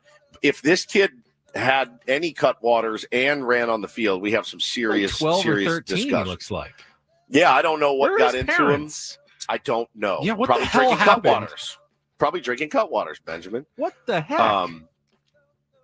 Yeah, so I did see people, so they caught him pretty good, and then a guy came flying in with the late hit, and it would have been flagged on the late hit. But let me tell you, man, I'm glad that security did what they did because you got to take those threats seriously. I mean, the dude ran basically a circle right around Fernando Tatis Jr., and I think you don't know what somebody's capable of. I mean, do we not watch the news every single day? Like it was probably in good fun and just being an idiot like kids are. But holy cow, dude, like you have to be very, very careful and on your toes. And I think the security did a great job. Well, I don't envy hit. security's job. If it's a normal, 32-year-old drunk guy and he gets leveled, like, taken out by three, tackled by 3 security guards, I have no problem with that whatsoever. When there's a kid who's clearly like 12 or 13 on the field, you still have to handle him you can't just Correct. Completely level them. This is still an underage person, so one you of have the to professional treat it fairly gingerly when you're out there as well. Yeah, one of the professional photographers working last night for Getty Images. I mean, it's up in our YouTube stream right now. This kid is just getting like laid out by the one guy behind him. He's got two other guys grabbing him. He's going right into one of the security guards' shoulders, and it's an insane photo. I mean, look, the first radio show I ever worked on, the guy used to say all the time, you know who that doesn't happen to? It doesn't happen to the guy that ran on the field. The kid, the guy, the girl. The next one was a girl. So you had a little kid and a female running on the field last night. So I'm telling you, it was I have no problem. I think security did a great job. And, boy, I hope one of my kids never gets that bright idea. Even I managed to never run on the field at a baseball game, Benjamin, ever. So it was it better not be Bo in 5 years. I'll tell you, Bo is way too shy to do that. He does not like trouble, man. He does not like trouble, which is great. Our buddy Tommy Pham, who is he is back in the news. He had what I would call a pretty generational crash out on Twitter yesterday. Tommy is a very emotional guy. I would say we got to know him when he played here, but we didn't. We were always too afraid to speak a word to Tommy Pham, and I think for good reason. I think we made the right choice. But the other day he was playing a game. There was a pitch that he thought missed the zone, and the umpire thought it missed the zone. The catcher, Tyler Heineman, turned around and said something to the ump, like, "Hey, man, where'd that miss?" Tommy took offense to that. Next pitch is a ball. Tommy bat flips his bat on the walk. Tyler Heineman says, hey, what's the deal? Tommy says, F you.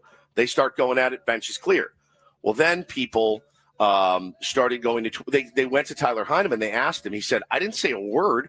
I'm just as confused as you are about Tommy Pham and the bench is clearing. I don't even know him. No idea. Barely know who he is. It was weird. It was unprovoked and super weird. So Tommy Pham gets on Twitter. He said, bitching about a ball not being called a strike to an umpire when it's clearly below the zone and away is disrespectful. Not only the umpire, but the hitter as well. So like I said, when I flipped the bat, F him. at Keegan Matheson, dude has 2 years in the show. I know the zone.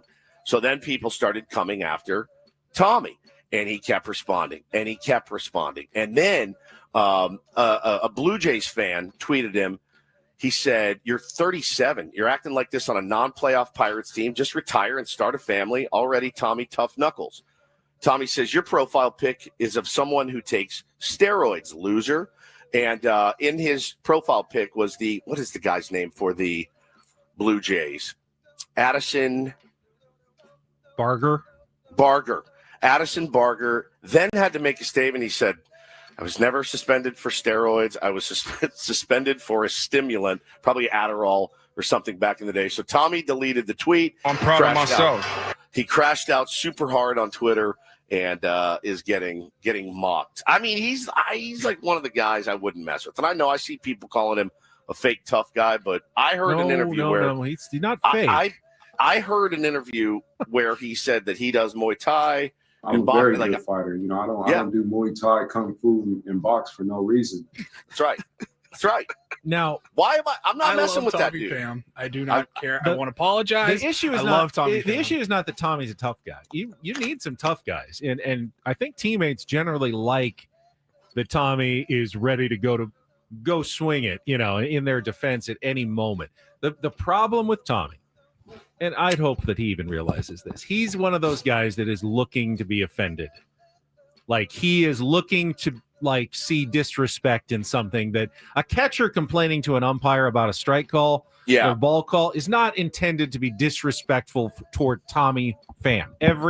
I'm sure catcher, managers from the dugout, they're going to chirp on close pitches. It's like when a hitter would get it to go their way. It would when a hitter would pop one up on Madison Bumgarner, and they'd be like, "Damn it! That was my pitch. I should have hit that one better." And Bumgarner takes offense to that. How dare you think you could someone ever who was hit? looking for disrespect where it didn't really exist. And Tommy looks for disrespect sometimes where I don't think it really exists, which makes him a bit of a hair trigger temper out on the field sometimes. You should tweet that to him today and see how it goes. Say, hey, Tommy, I love you. I respect you. But it seems like you're always looking for a fight, and see how that goes. You remember me, Ben Higgins from 97.3 The Fan in San Diego. I will just say for the record, I love Tommy Pham, and I am. You'd did be surprised. The guy is a Padres legend. Like he Tommy beat the hell well. out of Jock Peterson when he wasn't even on the Padres anymore because Jock Peterson was talking crap. And come about on. their fantasy football, right? About fantasy football in the fantasy I'm just not football gonna mess league. with him. I'm just not messing with him, dude. I'm just not. I think we should give an honorary "Don't do this" to Ben Higgins for trying to trade Nick Pivetta this morning. Oh my God! That we have to mention that again. I'm going to bring that up over and over. It's fascinating how your mind works. I'm fascinated. Like you watched last night's game, 6 innings, dominant, 1 earned run, 10 strikeouts, and you're like, how can we get this guy off of our roster? Let's get him out of here for some low prospects. I'm not trying to trade for low prospects. I'm just trying to, I'm trying to jam the window open a little further of contention for your San Diego Padres. Nick Pivetta is a loser. Oh, man, I can't believe you said that. I'm really like Legend Girlie said, hey, don't forget that Hosmer money's coming off. There's more money going on to Nick Pivetta than is coming off from Eric Hosmer next year. You've already So spent you're still all trying that to. He's your best pitcher. He should get money. You're Give still him money. trying. Why do you hate paying people? Where would we be without Nick Pivetta? He's going to do this again where it's like he's going to be like, oh, now I got to go to my checkbook and keep Nick Pivetta here. You don't. Remember, you don't have to go to your check. No one's garnishing your wages or anything. Have you Venmoed Nick Pivetta yet today? Man, fine. It's something we've been dealing with as a show for 7 years. A guy will have a monster week, and Ben's like, let's get rid of him, dude. ASAP. Phillip Rivers is a loser. Yeah, all that. Hunter That was Renfroe real, is a loser. It's funny how they all sound exactly the same. Paul. I mean, they sound like you. The inflection is They're all the same exactly person. the same every time. They're all the same person. So incredible. All right, finally, All right, let's do something Eric positive. Hosmer Is a loser. Some do fair. this. DD mega And I wanted to do this yesterday, but of course I left early and we didn't get a chance to get to it. I thought very cool on Monday night, little nostalgia from over 20 years. Rich Eisen was back on SportsCenter because ESPN has bought the rights to his show, which means he was available to return to the anchor desk for the first time in over 20 years, and they made it full-on retro with the old theme music and the old cold open style.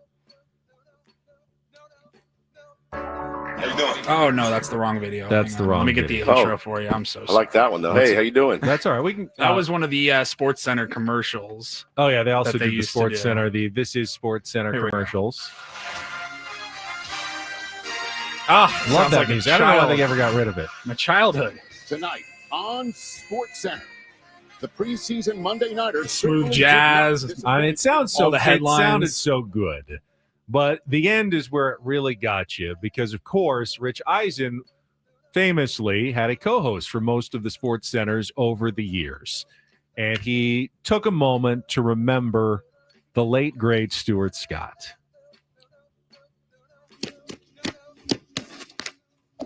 It has been a blast being here tonight, but listen, we all know there should be someone else right here in this chair next to me, right there, as he was for my 7 years in the role he referred to as my TV wife. And that's my dear late friend, Stuart Scott, who is indeed looking over my shoulder tonight.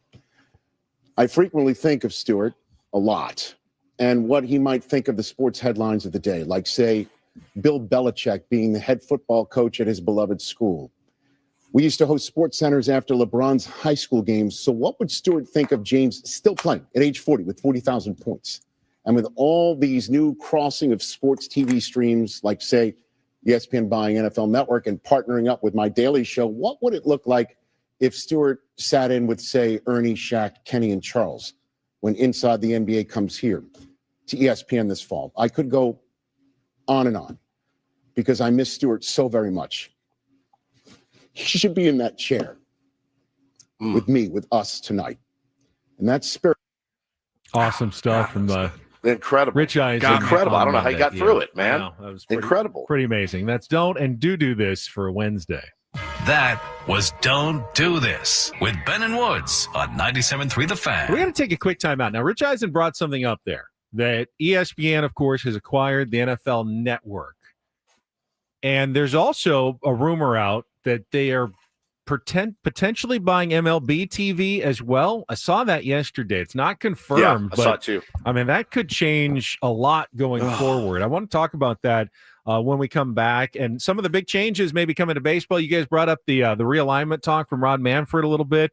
Baseball could look very different in the next couple of years if Rob Manfred has his way. We can talk about all of that coming up next on San Diego's #1 sports station, 97.3 The Fan. Quickly, gang, let me tell you about my beloved friends over at Sedano Ford and Lincoln in La Mesa. Labor Day is right around the corner. They are celebrating with, of course, you guessed it, an amazing Labor Day sale all month long. If you got a buck, get a truck. Lease the all-electric 2025 Ford Lightning for just $1 down and $349 a month. It is quiet, it is quick, it's built Ford tough to handle work days, weekends, everything in between. And you could take that same dollar and go all electric in the 2025 Mustang Mach E-Select, very sharp vehicle, just $310 a month.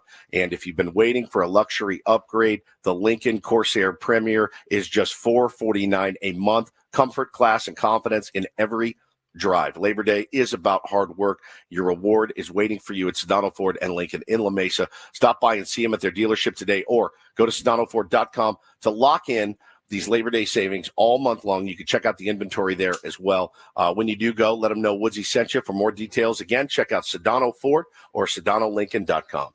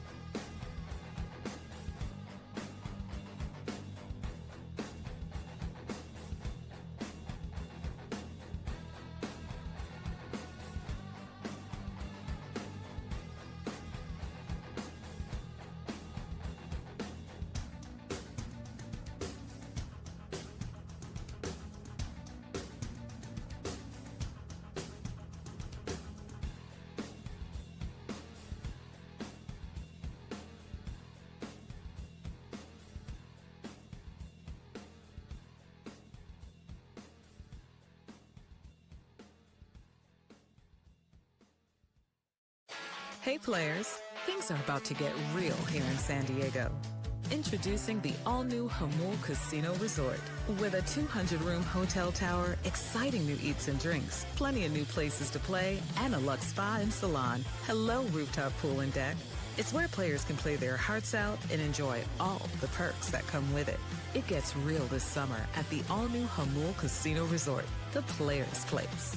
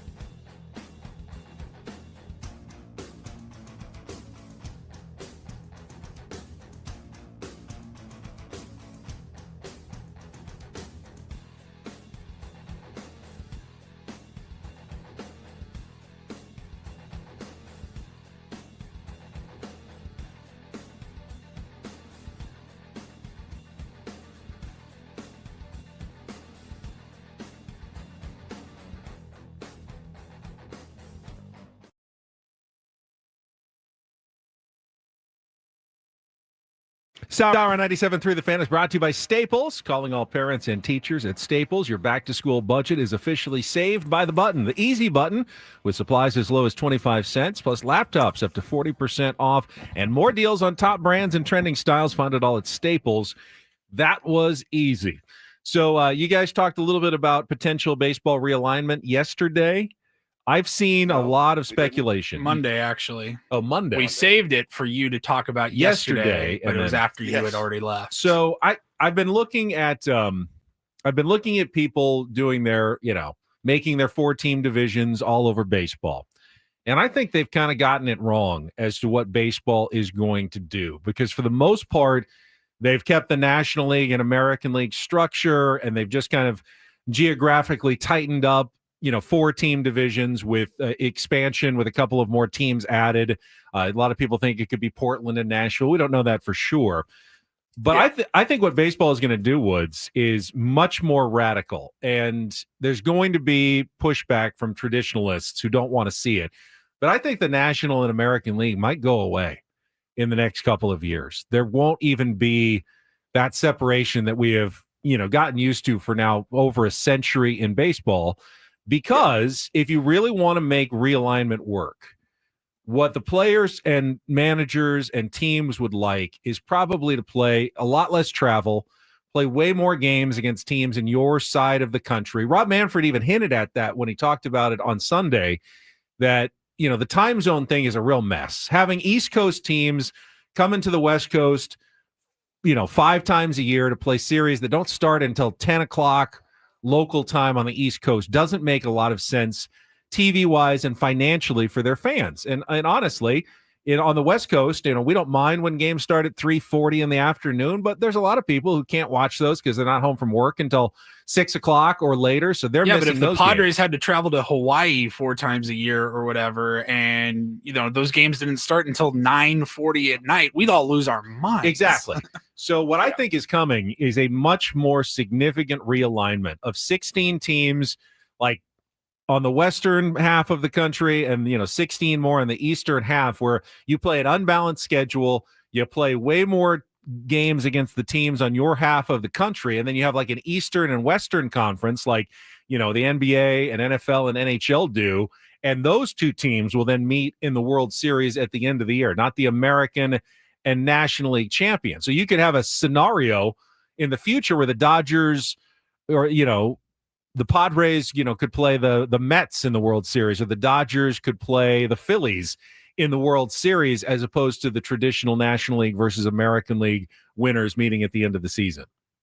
I mean, I don't have a problem with it really at all. The one remark I said, Paulie played the audio of Rob Manfred talking, and the only thing that put me back on my heels is when he talked about essentially, we think it'll be good for the players. And anytime he says that, Benny, I go, what's in it for you? That's the first thing I think. Like, what's in it for you? What's in it for your owners? Player care. I don't get the sense is something that I mean, it's something that you say, but I don't know. It would be certainly odd, right? It would be very, very odd to see, but it does make some sense to me, splitting them up. And of course, you're going to add a team on the West Coast. You're going to add a team maybe to the Midwest / the South / the East Coast.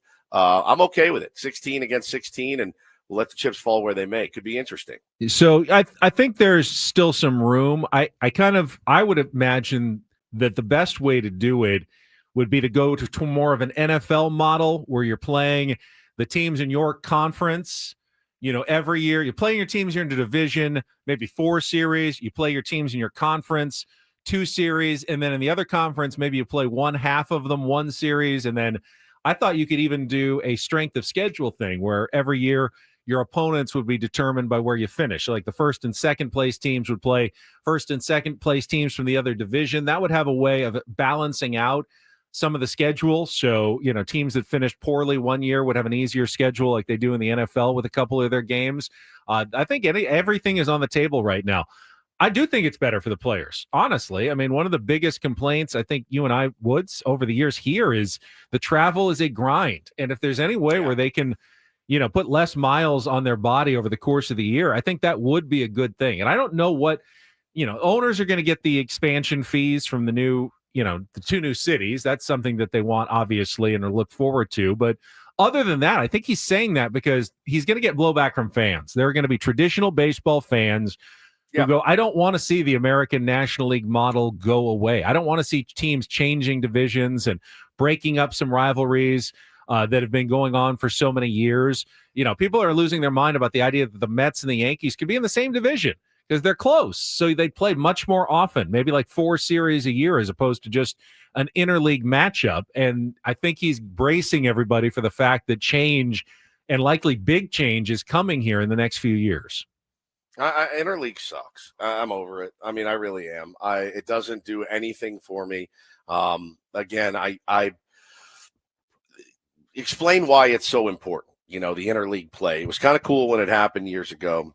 Well, I think I like it better now than it was. Like I like it. I didn't like how you had different rules in different leagues. That made no sense. I want the opportunity to see my team play against Aaron Judge. Yeah. I would imagine that America, a Kansas City fan wants to see Shohei Ohtani come play at his ballpark, every couple of years. And if you don't have interleague play, you may never in your lifetime. I never in my lifetime until they had interleague play got to see the Padres play like against a George Brett because that didn't happen. There was no chance to ever see him come to to Qualcomm Stadium, to the Murph, and no chance to see the Padres go there. I think interleague was an obvious improvement to baseball. I mean, if you think about like how the NBA does it, because the NFL, it's 17 games, you just can't really compare. It's apples and oranges with an MLB season. But in the NBA, you have 82 games, and they have the 2 conferences, and you will play every team. I think it's a home and away series, or 1 game there, 1 game at your place, with every team in the league, including the opposite conference. But you just play more games against teams on your side of the country. And I think that I don't have a problem with that. It seems too radical for Major League Baseball to make that change, but I don't not like it. It's just the novelty, I guess, is worn off a little bit. Like Lou said, they've already ruined it by having interleague games on opening day. Well, that's math. I just don't even think of it as interleague play anymore. You've got 15 teams in each league, so you can have seven National League games, 7 American League teams, and you have 1 team left over in both every year. Yeah. So you have to have interleague play every single series of the season. There's always an interleague series because that's just the math of it. You used to have 16 teams in one league and 14 in the other. But because the rules are no longer different, when the Padres are in Houston, I don't view it as interleague play. I just view it as they're playing the Astros. Playing the Astros, yeah. I mean, I guess I didn't take into account getting to for the other fans, right? The other fans getting to see Fernando Tatis Jr. or Manny or whatever. Yeah. But we've done it. We've done it. I'm down for realignment, and actually, I'm down for radical realignment. I think it's coming. I wouldn't surprise me. All right, we got to quickly check traffic, and then I want to get into the other big story about potential media rights for baseball coming up next year on The Fan. From the 855 Get Ross Traffic Center, protecting San Diego after accidents or injury, here's Kelly Danick. Traffic is brought to you by the Oceanside Police Department, now hiring public safety dispatchers. Got a few problems this time around, guys. One of them is this accident on northbound 5 right before H Street. Motorcycle involved in this one. Got the second lane from the left blocked. Also, northbound 125 at Spring Street, another crash involving a motorcycle. Left lane blocked for you there. And crash on eastbound 52 right at the southbound 5 connector ramp. That's over to the right shoulder. The Oceanside Police Department is hiring public safety dispatchers. Earn up to $87,000 a year. Lateral bonus is up to $11,000. 12-hour shifts, 3-day work weeks, paid holidays, benefits, and retirement. Apply at joinopd.net. I'm Kelly Danick with Ben and Woods, San Diego's #1 sports station, 97.3 The Fan. All right, we've only got a minute or so here, Woods, but I just want to warn you, you're probably going to have to, the man who pays for all the cable and all the streaming services, I think you're going to have to probably pay for another expensive one coming up pretty soon if you're a sports fan. It's going to be almost unavoidable in the future. Save this because the music is here. Yeah, so we'll get to that in the second half of the program. We will look ahead, obviously, what the Padres have coming up here against the Giants and more. Stick around. More Ben and Woods. I found my diary. Oh, and Woods found his, you found his your old, diary. like your dear diary? I have a diary. Coming up next here on 97.3 The Fan.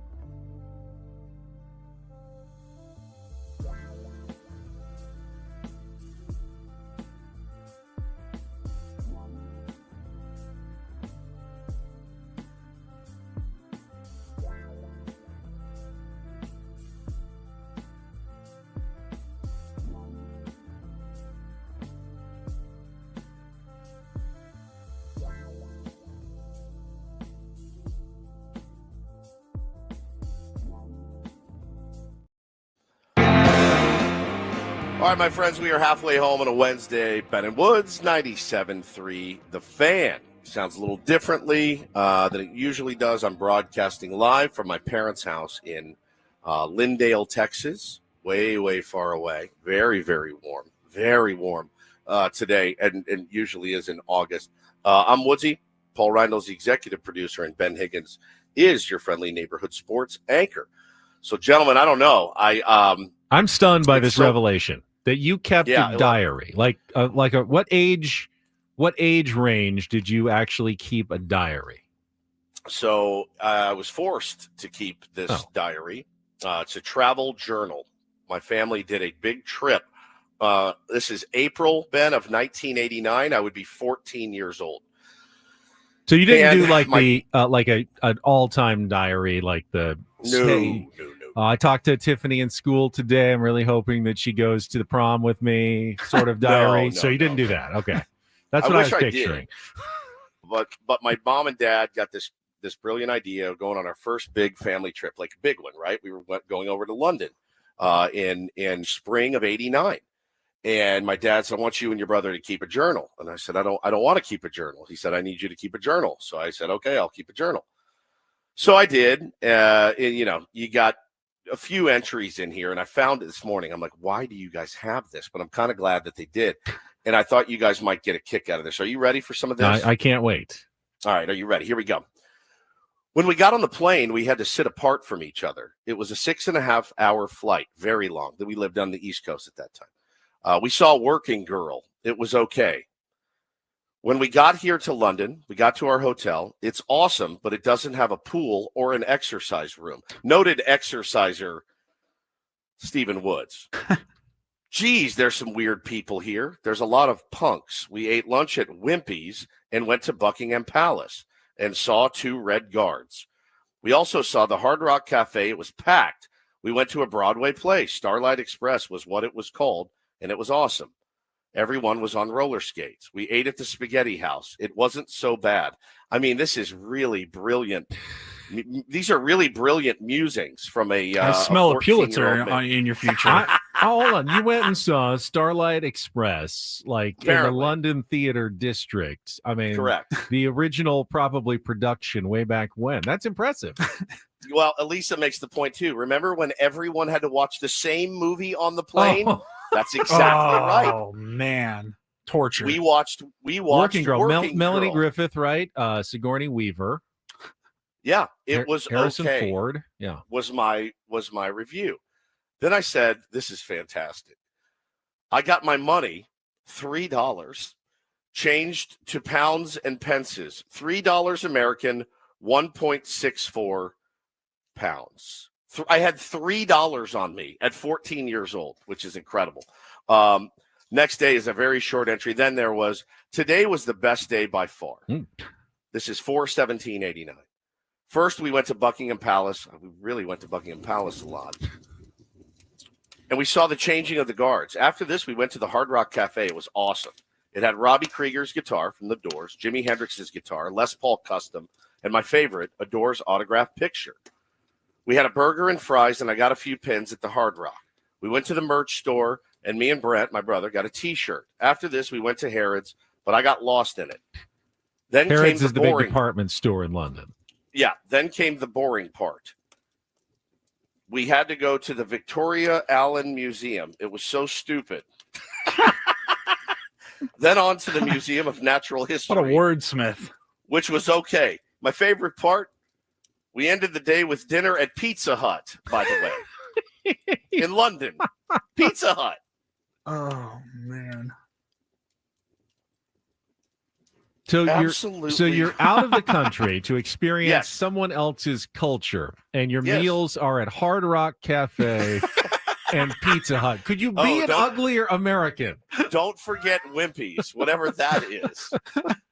Pizza Hut in London is crazy, as K-Loss says. It's crazy. My dad is probably in there cringing right now. Well, you little jerks didn't want to eat anything Well, else. I do. When you're traveling with kids, and anything that is familiar with them is probably what you're probably searching for at that point, just to keep your kids happy. So I understand that. Pizza. Also, London has become known as one of the great food cities in the world, but back in the 80s, I No, think you're the right. reputation had been well earned that British food just wasn't very good. That's true. And you weren't a foodie traveling to England to get the best meal of your life. You were there for the sightseeing and the history for sure. So I'm going to give you a little bit of a pass. You loved the Hard Rock Cafe, though. I mean, you had more to say about the Hard Rock Cafe than pretty much the rest of your trip combined. I thought it was, and I found about 1 million pictures of me posing in front of pictures there. Guitars, all the things that I mentioned. I've always been a music head. Back then is where it kind of started. And yeah, just to look back at those pics, man, memory lane for sure. And I found this thing. I mean, it is jagged, like the wires coming out of it. There's all total 5 entries in it total. I mean, it's just more of the same. I can't believe I finished with a degree in English writing like that. We went to this. It was okay. Then we went to here, and it was boring. Like, that was a 14-year-old kid who, 7-8 years later, Ben would have a degree in English. It's pretty nuts, the individual growth. But reading back there, man, it is just insane. No, Jay, I did not find any of my old penthouses. I think my dad has kept those for himself. He's got them hidden somewhere in the house. But didn't find any of that. But, man, I got some dig around, see if you can find those. I mean, those are probably worth some money now. Probably, but it's some good memory lane type stuff being at home, looking through all the photo albums, man. It is pretty nuts. But yeah, I carried with me a whopping $3 over there, and then ended up with 1.64 pounds. Yeah, probably went a long way back then, though. Probably did. But it was really something. And I love to list everywhere we ate. Wimpy's, Pastrifica. We had dinner there one night. I don't know what that is. Like Pasta Terrifica, yeah, something like that. But there hasn't been a single English, no fish and chips or anything. No, nothing like that. We did not assimilate even a little bit at all when we went over there. I wonder if that happens when other people travel to America on vacation from other countries. Like a family from China comes to America, but all they go and find is Chinese food, so they can eat similarly to back at home. Although I'd imagine our Chinese food is nothing like theirs. So. It's all, when I travel too, and I just went to England, and I got to say, the food didn't improve very much. At least the breakfast was maybe the worst I've ever had in my life. The runniest eggs you could ever imagine, the worst yogurt that you could ever have. I just ate steak. I ate steak for every single meal when I was over there, and they did a nice steak, so I can't really complain. And then you were done once you got home. There was no more journaling or diaries. That was it. After that. The last diarying and journal I ever did in my entire life. And I remember my dad handing me the journal with a pen in it and was like, "You're doing this." And I'm like, "For what? What's the purpose of this?" And who knew, 1989 to 2025, Ben, it would come in handy and, kill 9 minutes on a radio show. But it is weird. I had better handwriting back then than I do now. But it was really something. I got little stuff stapled in here. I have my boarding pass stapled in here. I was in seat 50F, which was, by the way, the smoking section. And that is a true story. I will hold it up to the thing. I sat in 50F, and it was the smoking section on the plane to England. Can you even imagine getting on a plane today and a guy 2 rows in front of you lighting up a cigarette? Just heating it. And it wasn't so much. I mean, it happened. And sometimes you had to sit in the smoking section because that was the only seat left on the flight that you could purchase.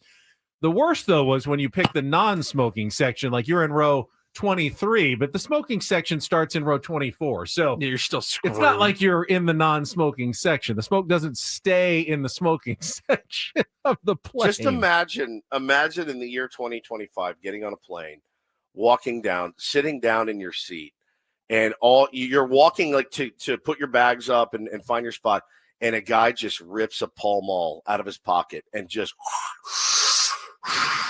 and fills that claustrophobic tube with cigarette smoke, and it's incredible. I don't remember those days. I flew a little bit back then. I don't remember, Ben. I just remember everything smelled like cigarettes back then. The 80s just smelled like cigarettes. Was it Philadelphia where we were smoking in bars? Yeah, there were a couple bars where people could smoke in bars. Wild in and of itself. I can't even wrap my head around being on an airplane. and seeing that. It was pretty wild, but it's crazy, man. You know, the going down memory lane here, being around all these old pictures, and there's some pictures of me in college that are unbelievable. There's some pictures of me when I was a kid. That identical bow. I sent it to Hannah this morning. She goes, "Oh my God, that facial expression." I go, "It's crazy. It's crazy." So I'm enjoying it, man. Do you bring that stuff back with you? Do you leave it with them? Do you ever want it for yourself? No, I don't. I'm going to put the diary back where I found it. I was just poking around this morning and found it. I had no idea it still existed. So I thought, it would be interesting. Geez, there's a lot of weird people here. There's a lot of punks. That was back in the day. Those, all the mohawks and the dudes would walk around with safety pins all in them, and I thought it was pretty cool to see. It was very much like European Vacation, if you've seen that movie. It was pretty crazy. My first international trip at 14. All right, we didn't get to play yesterday, so glad we can play a game of Take on Woods coming up next. If you want to get online, be our contestant during the break, you can call in at 833-288-0973. Chance to qualify for the trip to Las Vegas, where they still do some smoking there as well, if I'm not mistaken. 833-288-0973. Our musical trivia challenge is coming up. Plus, some good news for your San Diego Padres that we haven't gotten to, but I want to bring that up when we come back after a check of traffic. Don't go away. Ben and Woods continuing on San Diego's #1 sports station, 97.3 The Fan. First, though, talking about Prize Picks, daily fantasy for everybody. I got into Prize Picks about a year ago. I wasn't sure if I'd be a daily fantasy guy, but honestly, I've had a lot of fun setting lineups. You can do it however you want. As they say with Prize Picks, run your game. But millions of users, can't be wrong. Made me feel comfortable. Big community, billions of dollars of awarded winnings. I was a little trepidatious at the start. All right, so I'm going to send them some money. Am I going to be able to get my money back if I win? No problem at all. You can actually use MasterCard now. They've got Apple Pay. They got Venmo. When I request my winnings, I get it, pretty much within 15 minutes or so. It's very fast, very easy, and very convenient. And all you're doing is playing against the numbers, stat projections, picking more or less on lineups between 2 and 6 players. So you set your lineup, you watch your games, you see if you win or lose. Right now, you got baseball, pennant races, and you can watch every single night your favorite team cashing in with the San Diego Padres, the official daily fantasy sports partner of Prize Picks. And then with football, we got plenty of preseason games, but college is starting every single weekend. You set a bunch of lineups with your favorite players, including some new projections this week. Look for those discounted projection squares where you can win even more. Coming up with college football starting, you'll have an opportunity with just 1/2 of one passing yard to win with discounted projections. Look for Avery Johnson. Look for Dak Prescott with the max discount projections this week. All at Prize Picks. Run your game. Must be present in certain states. Visit prizepicks.com for details.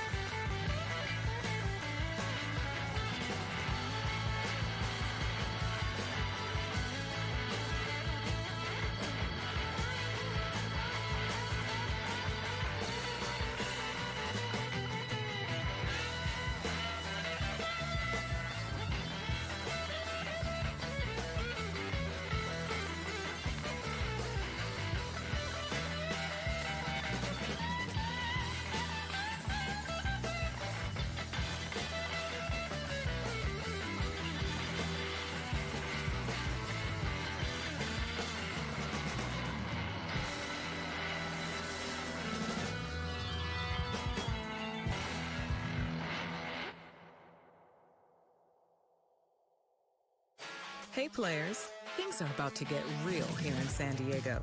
Introducing the all-new Jamul Casino Resort. With a 200-room hotel tower, exciting new eats and drinks, plenty of new places to play, and a luxe spa and salon. Hello, rooftop pool and deck. It's where players can play their hearts out and enjoy all the perks that come with it. It gets real this summer at the all-new Jamul Casino Resort, the players' place.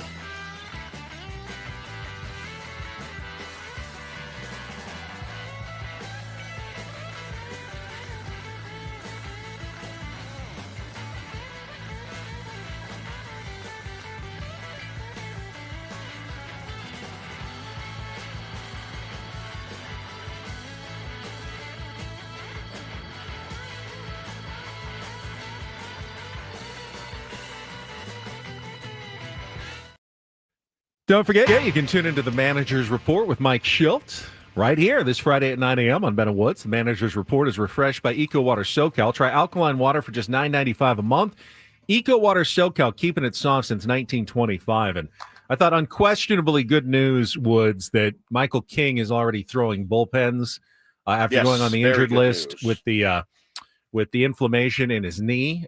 Certainly, I was worried that it was going to potentially stretch beyond the 15 days. But according to Mike Schilt and all the reports so far, Michael King should be eligible and ready to return after his 15 days are up, which would be on the series against the Seattle Mariners next week up in Seattle. So that, at the very least, is pretty good news for the Padres, because we've said all year long, for the Padres to really do some damage and go where we want them to go, it's going to require Michael King pitching ace-like baseball in the postseason.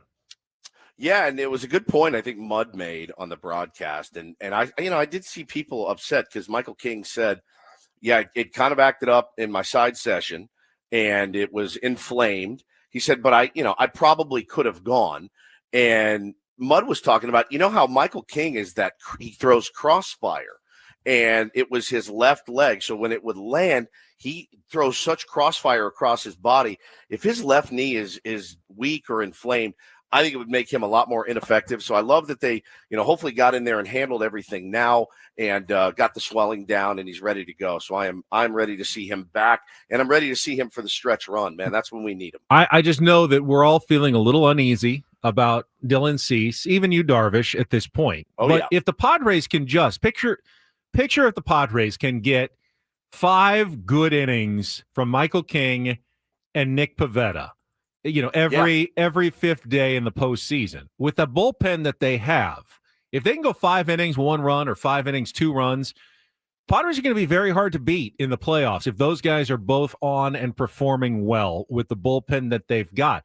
That means, hey, in a 7-game series, if you could throw both of those guys twice, you wouldn't even need anyone else necessarily to win a game. And even if they do lose one, let's say you lose a 2-1 game with one of those guys pitching, well, you still can find a way to win one of the other 3 games. You have a good game offensively, whatever. There's definitely a path to postseason success with Michael King and Nick Pivetta throwing the way that they are capable of in the postseason. But without Michael King, I just feel like the path is a lot narrower for the San. You need a lot more to go right. You need more offensive players to get hot. And we can talk about it, as we go forward. But to me, the easiest path to postseason success involves Michael King pitching like an ace in October. No question. Yeah. No question about it. I mean, it's an absolute no-brainer. Got to have him back. All right, we will. We'll get into the talk about the baseball rights issues that was reported by Yahoo yesterday. Coming up at the bottom of the hour. Right now, though, we got John on the line. It is time to play a game of Take on Woods.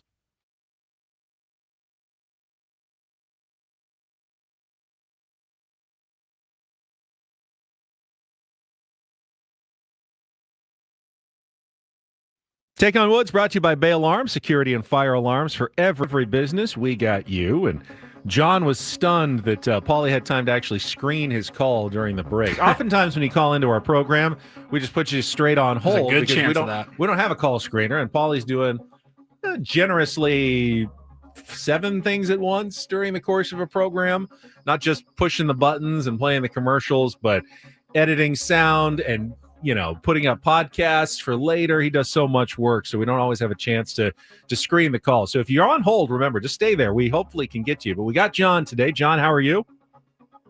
It always makes my day when I get to talk to Paulie for a short amount of time. I know. I could tell you were so excited. All right, here are your categories for Take on Woods.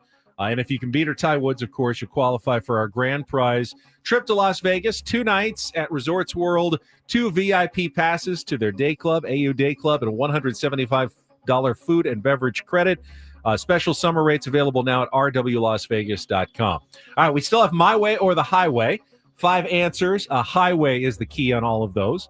New bands. Those are bands whose names begin with new, not necessarily new bands like recent. And then always and forever, the word always in all 5 answers. So My Way or the Highway, new bands, or always and forever. John, what would you like to play?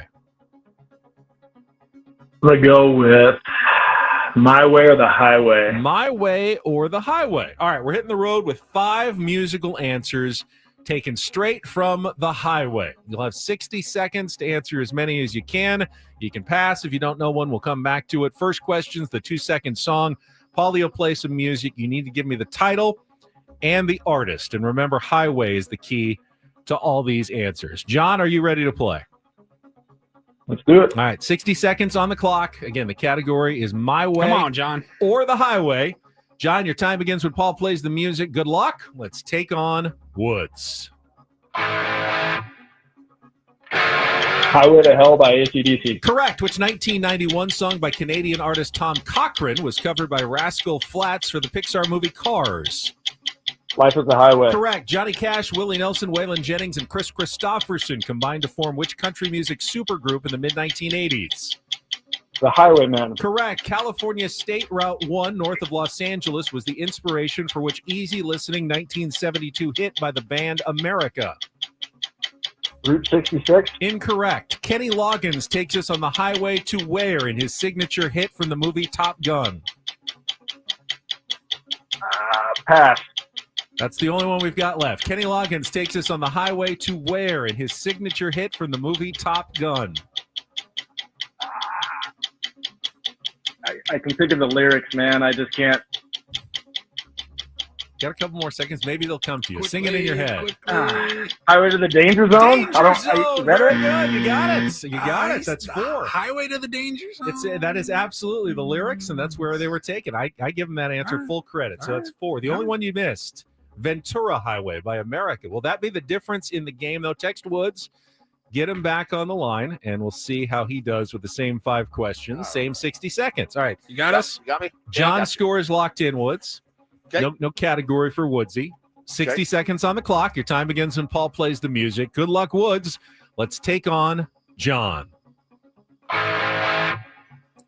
Highway to Hell by AC/DC. Correct. Which 1991 song by Canadian artist Tom Cochrane was covered by Rascal Flatts for the Life is a Highway. Correct. Johnny Cash, Willie Nelson, Waylon Jennings, and Chris Christoph. The Highwaymen. Correct. California State Route 1 north of Los Angeles was the inspiration for which easy listening 1972 hit by the band America.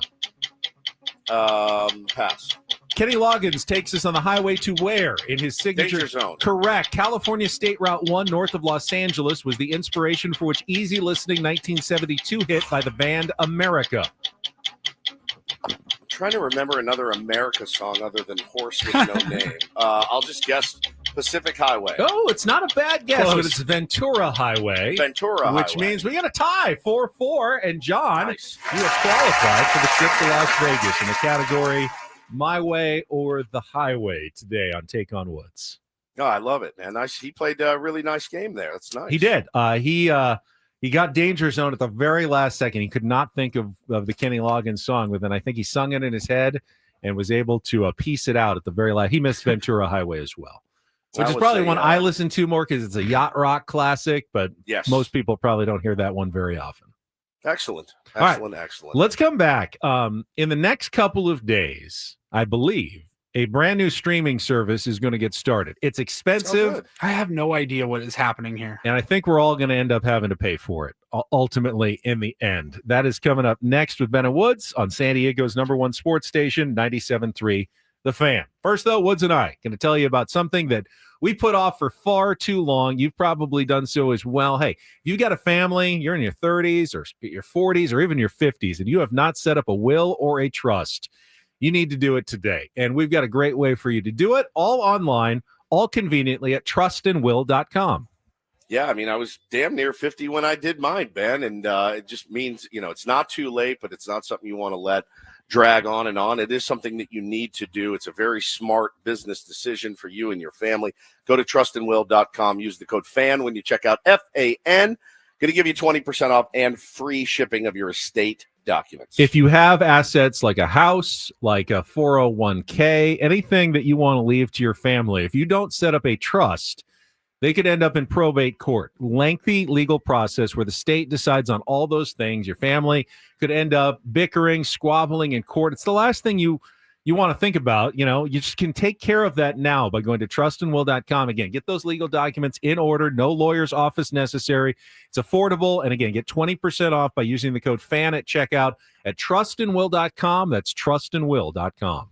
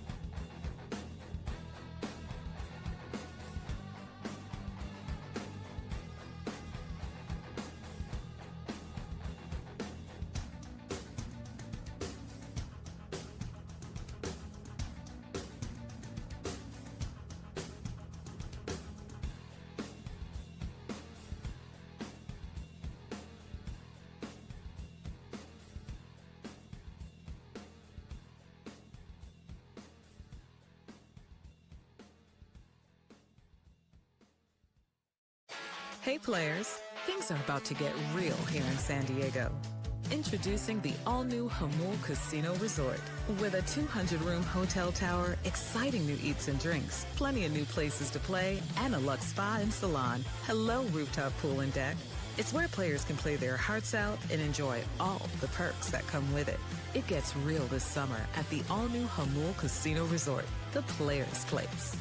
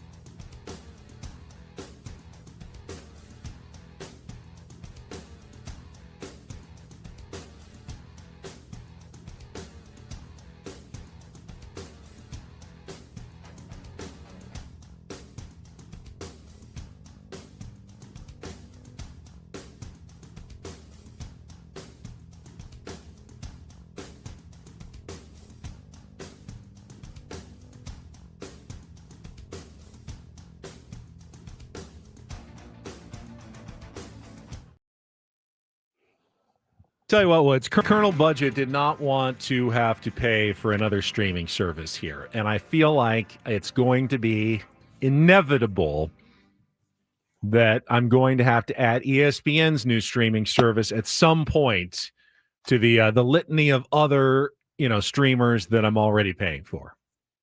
I asked my dad last night if he had seen the Billy Joel documentary that's out. Really, really good. I don't think we've talked about it yet. It's on HBO. And he goes, "Oh, what's it on?" I said, "HBO." And he kind of sheepishly shook his head. And I go, you're telling me in the year 2025, you still don't have HBO? He goes, "No, my whole life." He's waiting for that HBO free weekend to come back so he could tape all the White Lotuses and everything. I don't think it's happening anymore. I don't think you can do that anymore. I don't know what he's going to do with the advent of this new app.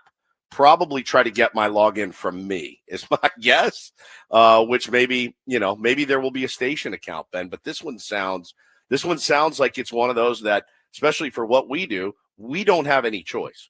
So we've known for a while that ESPN was going to put together its own streamer. I think the reporting is it's going to be like up to $30 a month, $29.99. Is that the pricing that we've heard of? Can we even start? Let's back it up even further. Because ESPN Plus has not even been around that long. And you had to subscribe. What'd you say? It's maybe the worst app on the planet. It's not great. You had to subscribe like within the last few years if you wanted to read specific articles. And then, of course, you were able to get like ESPN3 and stream a bunch of college games or professional games, whatever it was that they had on there at the time. So like, what is this just a new name and a revamped app? Is it completely different from what ESPN Plus currently is? It's going to allow you to watch like SEC Network or something, regardless of where you're at.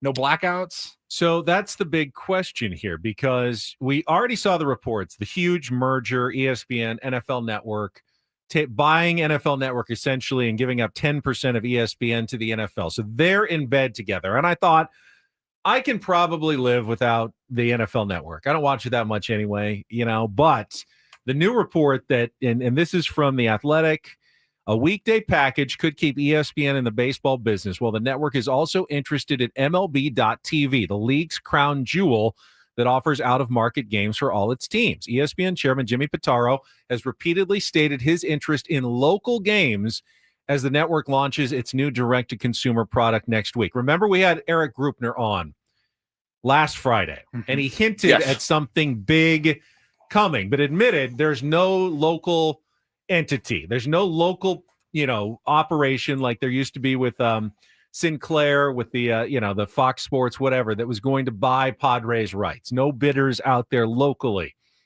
Was he hinting that ESPN is looking to take over the local broadcast rights of teams like the San Diego Padres that are currently being produced by MLB and under the Padres.TV logo? Is that going to be something that we now get in the future on this ESPN streaming app? And I think to me, the answer seems like, I'm putting the 2 and 2 together here, and I think that is exactly where this is heading in the future. Whether it's going to be announced now or in the next offseason, I don't know.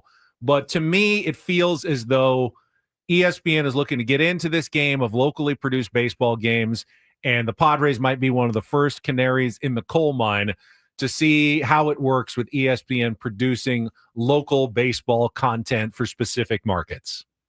And what are your thoughts on it? I mean, do you think it could be a massive benefit? Because that's really all I care about.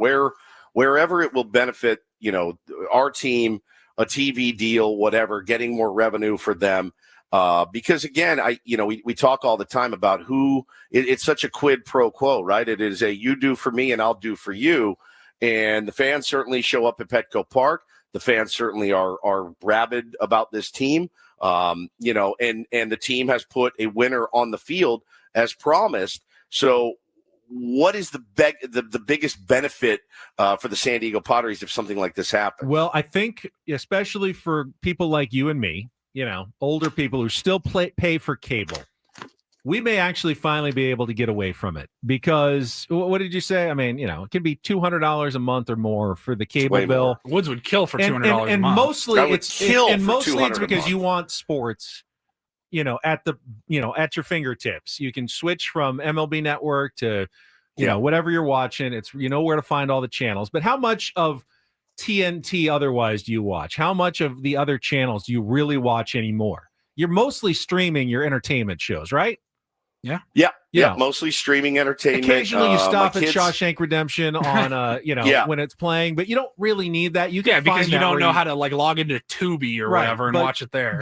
But for me, it's always been the sports. If I can get my Padres plus, Red Zone and NFL and all my ESPN, programming, and it's $30 a month, that could be where I find, okay, well then I can give up everything else because I can get what I really need now from this streamer. And while it seems like it's really expensive, it actually may end up being a deal because I'm not really giving up much by giving up the rest of my cable. And I finally got a way to find it. Initially it'll be a deal, for now. And then all of a sudden it's going to jump up 300%. I remember when YouTube TV came out, it was a steal. It was like $13 a month, and then all of a sudden the next month they're like, hey, by the way, this turns out a lot of people like this, so now it's $70 a month.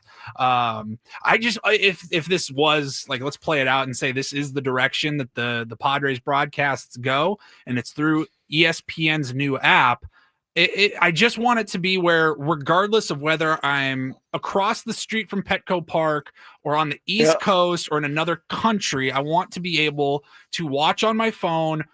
No blackouts. I don't want, you have to be on your home Wi-Fi or anything like that. Yeah. That's easy. The worst. Make it easier.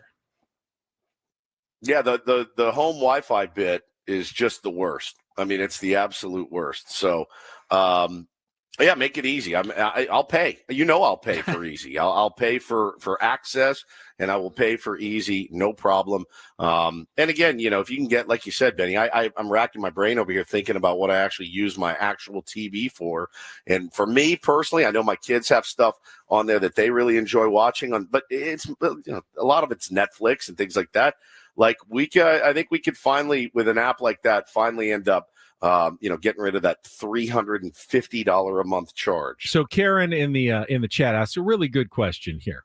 How can you watch yourself, Ben, on ABC if you don't have cable? And that is, I think, what is going to end up being the real decisive factor. Now, according to what I've read, the ESPN is going to include all the ABC sports programming. But is there going to be a way where you can still get your local channels? You can still get it with a digital converter, like over the airwaves, but I'll admit that can be a little hit or miss signal-wise. Depends on where your TV is and where your antenna is. And does anyone really want to have an antenna anymore? You can get those for free, local channels. But if there is a streamer that can affordably get you the local channels, and there may already be one, I don't exactly know what Tubi is, and there's Roku TV as well that you could affordably get your local channels on. I think there is probably a path forward. And now that ESPN seems like they're all in, NFL, they've already, trying to get baseball now. They've already had NBA. Now, they have golf streaming. I mean, everything that I watch could end up on ESPN now within the next couple of years. Like pretty much every sport I watch is almost going to be there. What am I going to be missing? Like NASCAR? I don't know. I could probably, I'm not too worried about losing that. So, and there was more to the reporting that came out yesterday that, Apple TV's backing out allegedly of this new baseball deal. I think that sucks, man. I think that's a step back for baseball because I thought Apple TV, the broadcast, some of the commentators were a little bit whatever, but you could always switch over. Well, I say always. Sometimes switch over to Jesse and Tony calling the TV game, which was, I loved it. It synced the broadcast with the radio broadcast. I thought that was a cool feature. Obviously, it came in crystal clear. It was spectacular. But, I think Apple backing out of baseball, if this rumor is true, I think that's bad for the game of baseball. I really do. And I think, not to be a jerk here, but ESPN sucks at baseball. They just do. It has not been Sunday Night Baseball has not been enjoyable since John Miller and Joe Morgan, in my opinion. I know I sound 100 years old at this point, but I don't see too many people that disagree with me. Those guys were at least educated. They were into the game. These days, it's a really tough watch. I know that they're not going to be calling every game and things like that, but ESPN and baseball just hasn't seemed to have the same fervor for one another as they used to. I know what you're saying, but if it's still like Don and Mud and they're just doing the games produced by ESPN, ESPN knows how to produce games. You may not like all the broadcasters. That's true. So that to me, I'm not too worried about necessarily the announcing content.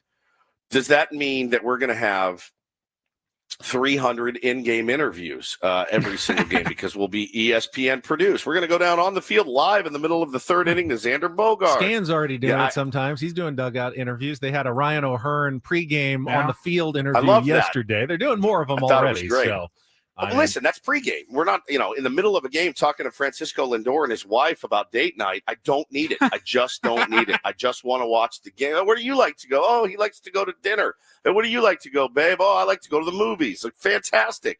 Let's get back to the action at hand. I know that it's an entertainment product, but sometimes the game needs to stand alone. And I think ESPN, that's one of their big mistakes that they've made in baseball. Now, even Apple more TV was good, man. It was good quality. I was really I didn't know how likely it would be, but if a streaming service like Prime or Netflix or of course Apple TV was you know what, we will buy the rights to the San Diego Padres and maybe, a couple of those other teams that don't really have television homes right now. And every game, kind of like how San Diego FC is, you can pay the $17 a month for Apple TV, but at the beginning of the season, you got to pay the $90 or whatever it was for the season pass. And if they did that with the Padres, where every game was going to be produced and available on Apple TV Plus for, call it the monthly charge plus $200 or $150 for the season or whatever, I would have jumped all over that if you could give me Dawn and Mud with the Apple TV presentation. But they were also saying that Peacock and NBC now wants to get involved with weekend coverage of Major League Baseball. So would the Padres, if MLB TV went to ESPN, would they be on ESPN's app for 5 days of the week and then you have to watch them on Peacock on Saturdays and Sundays? If they were the game of the week, maybe on Peacock, but probably not every single weekend. I would think it would only be certain games like it is now. There will always be the certain one-off games that are on some other channel. The one thing I will say, and this is how I consume things. I am a Padres fan. So what is the best avenue to help get more money for them, right? More money for a TV deal. Like whatever, you get the best deal, Eric Krupner, that you can get, and you got my support. And I know that there's tons of Padres fans that feel, Padres fans that feel the exact same way. Like, get a good deal, and we will absolutely support. I think they've shown you that they'll support even without an elite TV deal at this point. So I heard the opposite argument, and I want to talk about it from a national media member about the Pittsburgh Pirates. I'm going to bring that up, but we got to check traffic quickly, so don't go away. Ben and Woods, Kelly here on 97.3 The Fan. From the 855 Get Ross Traffic Center, protecting San Diego after accidents or injury, here's Kelly Danick. Traffic is brought to you by Caltrans, reminding you of work on the 805 through 2027. Been a pretty busy morning. We're not over it yet. Crash involving a motorcycle northbound 5 before H Street. That's being cleared out of middle lanes. Another crash involving a motorcycle north 125 near Spring Street. That's being cleared out of the HOV lane. Also, collision on eastbound 52 right at the southbound 5 connector ramp. Traveling on northbound 5 before Carmel Valley Road. Crash the center divide. Then up ahead, right before the racetrack. Collision being cleared out of the HOV lane. Caltrans reminds you to slow down for crews working on the Interstate 805 pavement and safety infrastructure projects stretching from the 52 to the 15 through the year 2027. Also, please plan accordingly during this project. I'm Kelly Danick with Ben and Woods, San Diego's #1 sports station, 97.3 The Fan. Woods, fix your camera if you want people to see anything below your forehead. I want to say you make a good point about, hey, if this is the way the Padres are going to be able to finance a good team on the field, then I will support it. If it means, signing up for this ESPN streaming service and, putting the dots together with what Eric Krupner said and what the reporting is this week about ESPN getting into local baseball, I think just makes too much sense. But I heard a national commentator this week talking about Monday's game, Pirates Blue Jays in Pittsburgh, PNC Park. Paul Skeens on the mound against a good team. And he said, hey, Pirates fans have been complaining that Bob Nutting, their owner, won't put money into the franchise, and he's just going to let Paul Skeens go. And that's absolutely fair criticism. Bob Nutting is pretty much considered, along with Dick Monfort, the owner of the Rockies, one of the cheaper, not good owners in baseball.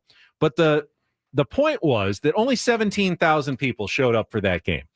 And if you want the Pirates to go out and spend money on Paul Skeens and sign him to a, $300-400 million long-term contract to be a Pirate for the next 10, 15 years, show your owner that you're willing to show up to at least see him. Hey, don't show up the other 4 days of the week. But when Paul Skeens is pitching at home and he's going, hey, it's only drawing 17,000. I know it's Monday, but this is Paul Skeens. Why would I go out and spend money if it doesn't look like it's going to change any interest at the gate for me as an owner? What do you think about that? Well, buddy, the way that it's a vicious circle, because Bob Nutting has done nothing to earn their trust that they'll say, all right, fine, we'll come watch Paul Skeens pitch. Because he has proven time and time again he won't spend money. And if you're only filling the stadium one every 5 days just for Paul Skeens, it's this vicious circle. Bob Nutting is like, no, we need you to show up. And they're like, yeah, but even if we show up, will you still spend the money? And he's just proven over the years that he won't. So I can see and smell the distrust from Pittsburgh, and I fully support it. I think they have every right to be distrustful of that guy. That's fine, but then maybe will it ever change then, or are the Pirates just doomed? Yeah, as long as he's the owner. When ownership changes, or when Bob Nutting says, "Okay, watch this. Here's Paul Skeens. I'm signing him." I mean, they did Brian Hayes to a long-term deal. They traded him. I know he's not great, but they signed him to a long-term deal, and they traded him to a division rival. I mean, the Padres are the model. They spent, and the fans came. Yep. I'm surprised that more teams aren't trying it, because it's worked out pretty well for the Padres. All right, you say it was a failure yesterday, but I wasn't here. Let's bring back Ben's box again and see if we can do it a little bit better this time around. Coming up next on The Fan. Oh, boy.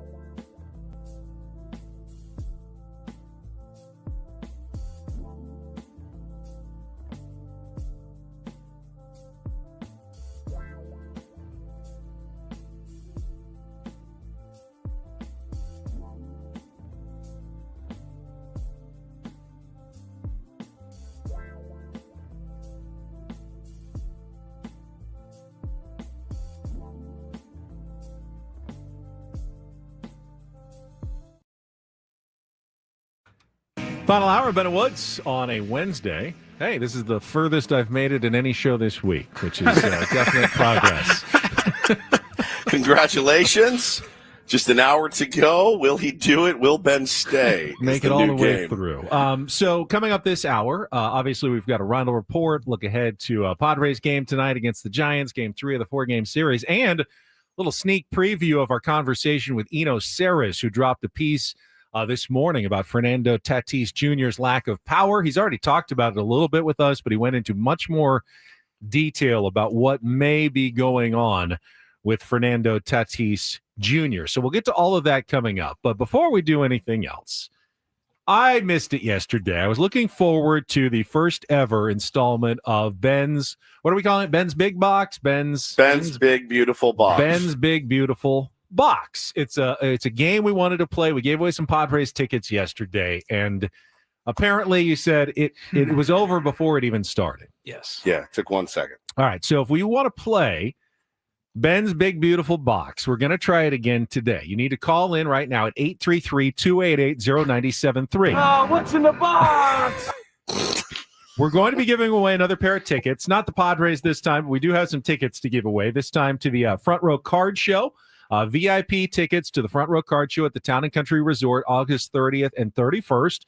More than 400 vendors of sports cards, Pokemon, comic books, autographs, and other collectibles. Plus, you can sell your collections because they're buying with cash at the show at frontrowcardshow.com. So you're not going to get screened. Paulie's just going to put you on hold. Keep calling in because if this goes well, it may take a few minutes. That was the idea. That's the idea. Because what we've done, just like we did yesterday, we're taking something that we found around our radio station and put it into Ben's box. Ben's Big Beautiful Box. We shake the box and you listen to the noise that it makes. And the first person that I can identify what it is going to win the ticket. So you just keep calling and we'll just keep taking callers. After we get through like 5 or 6, if no one's getting close, I'll give you a little bit of a hint to get you in the right direction. But yesterday, first caller got it. It was paper nailed clips. It was awful. I was worried that was this terrible. would take too long. Paper clips may have been a tad too obvious. So, Paulie, if you would hand me Ben's Big Beautiful Box, which is a little janky, but I did write Ben's box on here. Okay. So it is official. It's just an Amazon Prime shipping box that we found around the station. But your job is to guess what's in here. So let me shake it up for everybody. Take a listen, and then we'll start taking the phone calls. Okay, you ready? Here we go. Oh. All right. Paper clips. That was the sound that it made. All right, you ready to start taking some phone calls? I'll just go right down the board.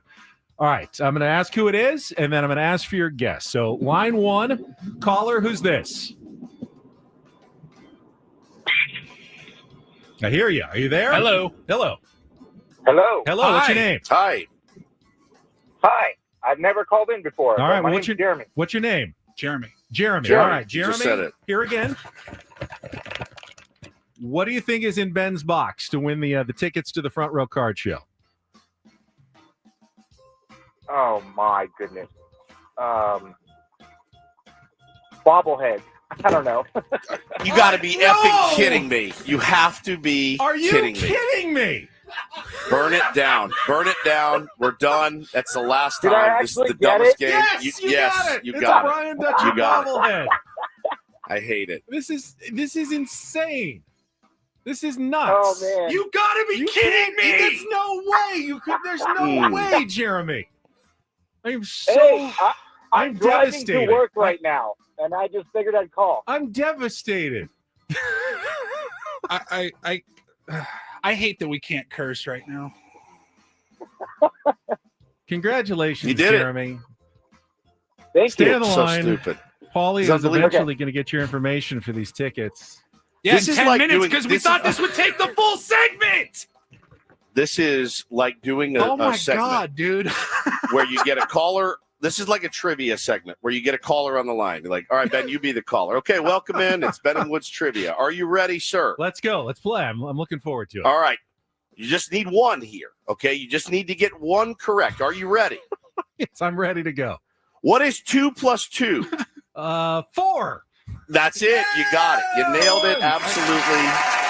I thought bobblehead would be so much harder than paperclip. So much harder. I can't believe that happened. I can't. You guys, I don't know. Bobblehead. I swear to God, I understand. If I was a tier 1 and listening to this show, I would assume there's no chance in hell. You guys can say whatever you want. I'm not going to believe it. This was staged. This is fake. You would be giving us way too much credit for thinking like that, because we don't think that way. I get paper clips. I mean, paper clips, it could only have been a few things. You know, it's something probably small with a lot of them in there. I get that. Bobblehead, I thought was going to take us at least 7 to 10 minutes to come up with a winner. We did this like an hour ago during the commercial break. We're like, all right, let's maybe bring it back. All right, what can we find around here that's a little bit harder than paper clips? Found the Brian Dutcher bobblehead that's been sitting behind me. We should have made you guess who it was. He would have been like, I don't know, Brian Dutcher? Yeah. Brian Dutcher. See, Copter Doctor says you need a new bit. I love that you've been thwarted by 2 colors in a row. I think now we have to. We're doing it every day until it actually works. I'm pot committed, but we'll be bringing in. I'm going to be bringing in. Oh, when I get home, just wait. I'm going to be bringing in all kinds of stuff from around the house. We have to keep doing this. This is unbelievable. It's unbelievable. I cannot believe that happened. We shook it. And we were like, all right, Woods, can you hear us? Yeah. Okay. We shook it. You're like, I said, yeah, that sounds good. That's definitely a good sound. Tougher than yesterday. You can maybe sort of kind of start to hear a bobble if you're listening for it. We're like, all right. Hey, let's play it with Shilty on Friday. That's unbelievable. He would murder us if we made him try to guess what's in Ben's box. Yeah, I mean, we have to. Sure. All right. Well, I'll bring in a bigger. I'll bring in like a shoebox tomorrow. It's a little bit more space. Give us something to work with there. And I guess we're doing this. We have to we're do doing this again. Yeah, I need at least one wrong guess. One, just one in the history of the game. I cannot believe that happened. That's so good. You couldn't have scripted that better. Really, you could not have scripted it better. But that this is my first time ever calling into the show, guys. Jeremy was his name. Jeremy. Somebody said he's not on the tier 1 baseball team. I promise you, we don't have any Jeremys. That is truly incredible. I cannot believe that happened again. That's radio gold, though. You can't script that out. You know, you really can't. That was brilliant. Tomorrow, cotton balls. Yeah, something. Error. Oh, holy crap. Yeah, it's really spectacular. Now, this is exactly what happened yesterday, Ben. You just get you get thwarted, and you sit and you go, all right, now we got to fill 7 minutes. Let's look ahead to tonight's game. And Paul, if you want to get Jeremy's information while Woods and I talk about JP Sears officially returning. He was on the taxi squad yesterday. He will be activated onto the major league roster today. I have no idea whose spot he's going to be taking, by the way. I mean, who do you think?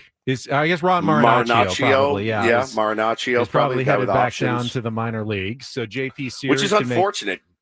Because I thought he pitched really well. I like Ron Marinaccio and what he brings, but you need a starter. If JP Sears pitches poorly, Ron Marinaccio is probably the first guy you need off the out of the bullpen to eat some innings for him if he doesn't make it out of like the second or the third. And let's be honest, JP Sears was not great the first time he took the mound for the San Diego Padres, but he was a key part of the Mason Miller trade. I mean, they asked about, remember, AJ Preller asked about JP Sears before he even started bringing up Mason Miller's name. This was one of the pitchers he was targeting to add depth to the Padres rotation at the trade deadline. Well, there's clearly something that they see in him. And listen, I'm not going to roast the guy over one start with a new team in Arizona. I'm just not. I mean, it's short-sighted to do so.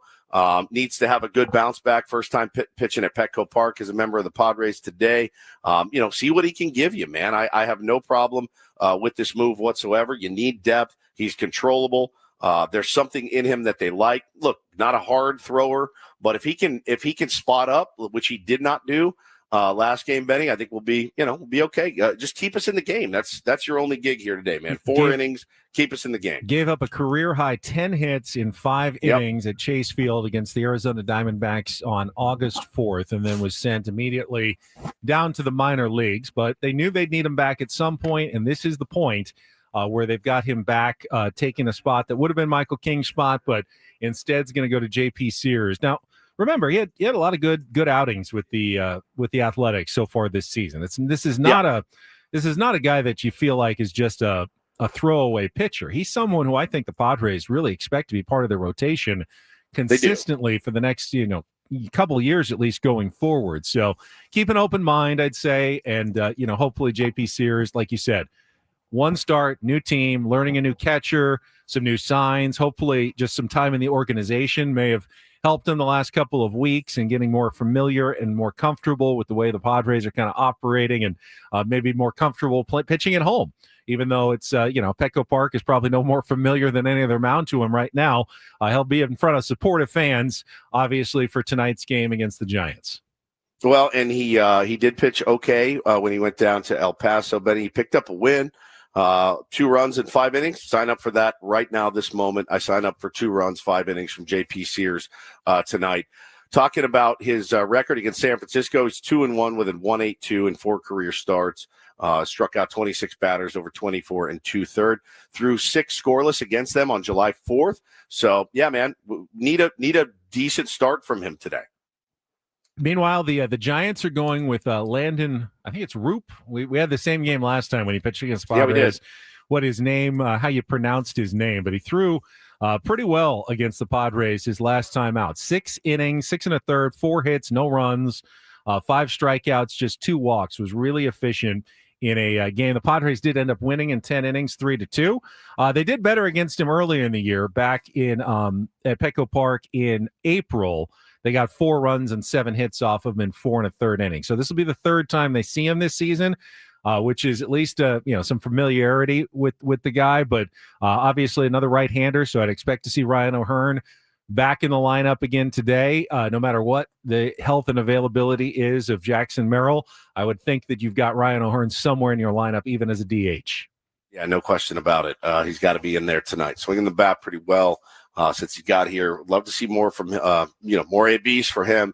Maybe Gavin gets in there again tonight, against the righty. But it's a big one. It's certainly a big one. He is he's chewed up the Giants pretty good in his career, so hopefully he can keep that going. Comfortable pitching against those guys. All right, the $1 million question though: does he give up a bomb in the first inning tonight?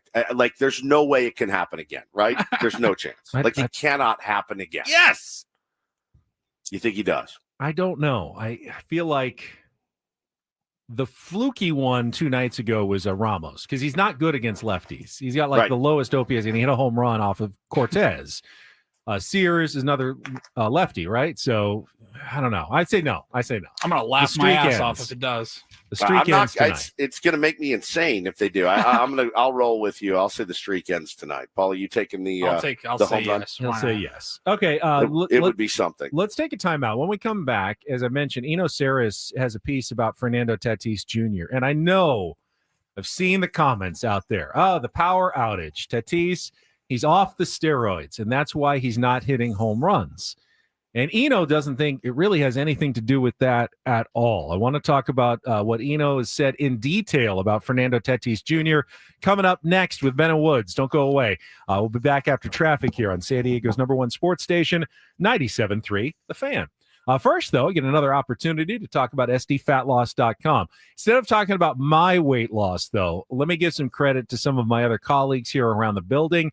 John from KSON lost 30 pounds in 60 days. Jess, their producer, lost 40 pounds in 60 days.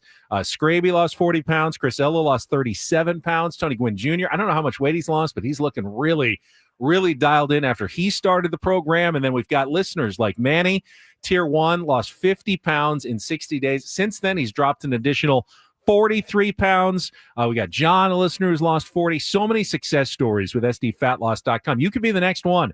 Tier 1s, find out how you can lose up to a pound of fat per day and 10 to 20% of your body weight in 2 months with no shots, No exercise necessary. Just eating real food from the grocery store, even restaurants. They'll teach you simple steps to become a fat-burning machine with your counselor at sdfatloss.com. Get your free consultation online and then sign up for the program here in August. Get $200 off and watch the weight start coming off sustainably. I've kept my weight off for 2 years. You can do it as well. You just have to find out how. Again, go to sdfatloss.com. Get that free consultation and start losing the weight. At sdfatloss.com, results may vary.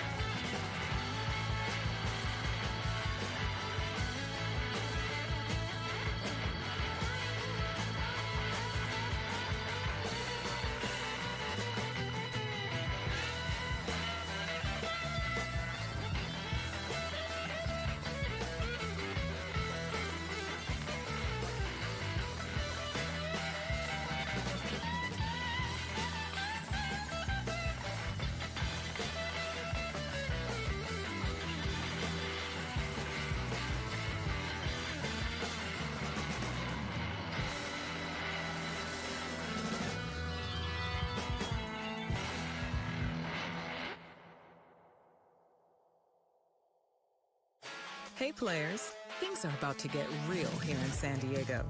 Introducing the all-new Jamul Casino Resort.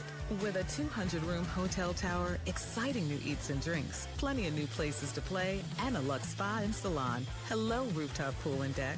It's where players can play their hearts out and enjoy all the perks that come with it. It gets real this summer at the all-new Jamul Casino Resort, the players' place.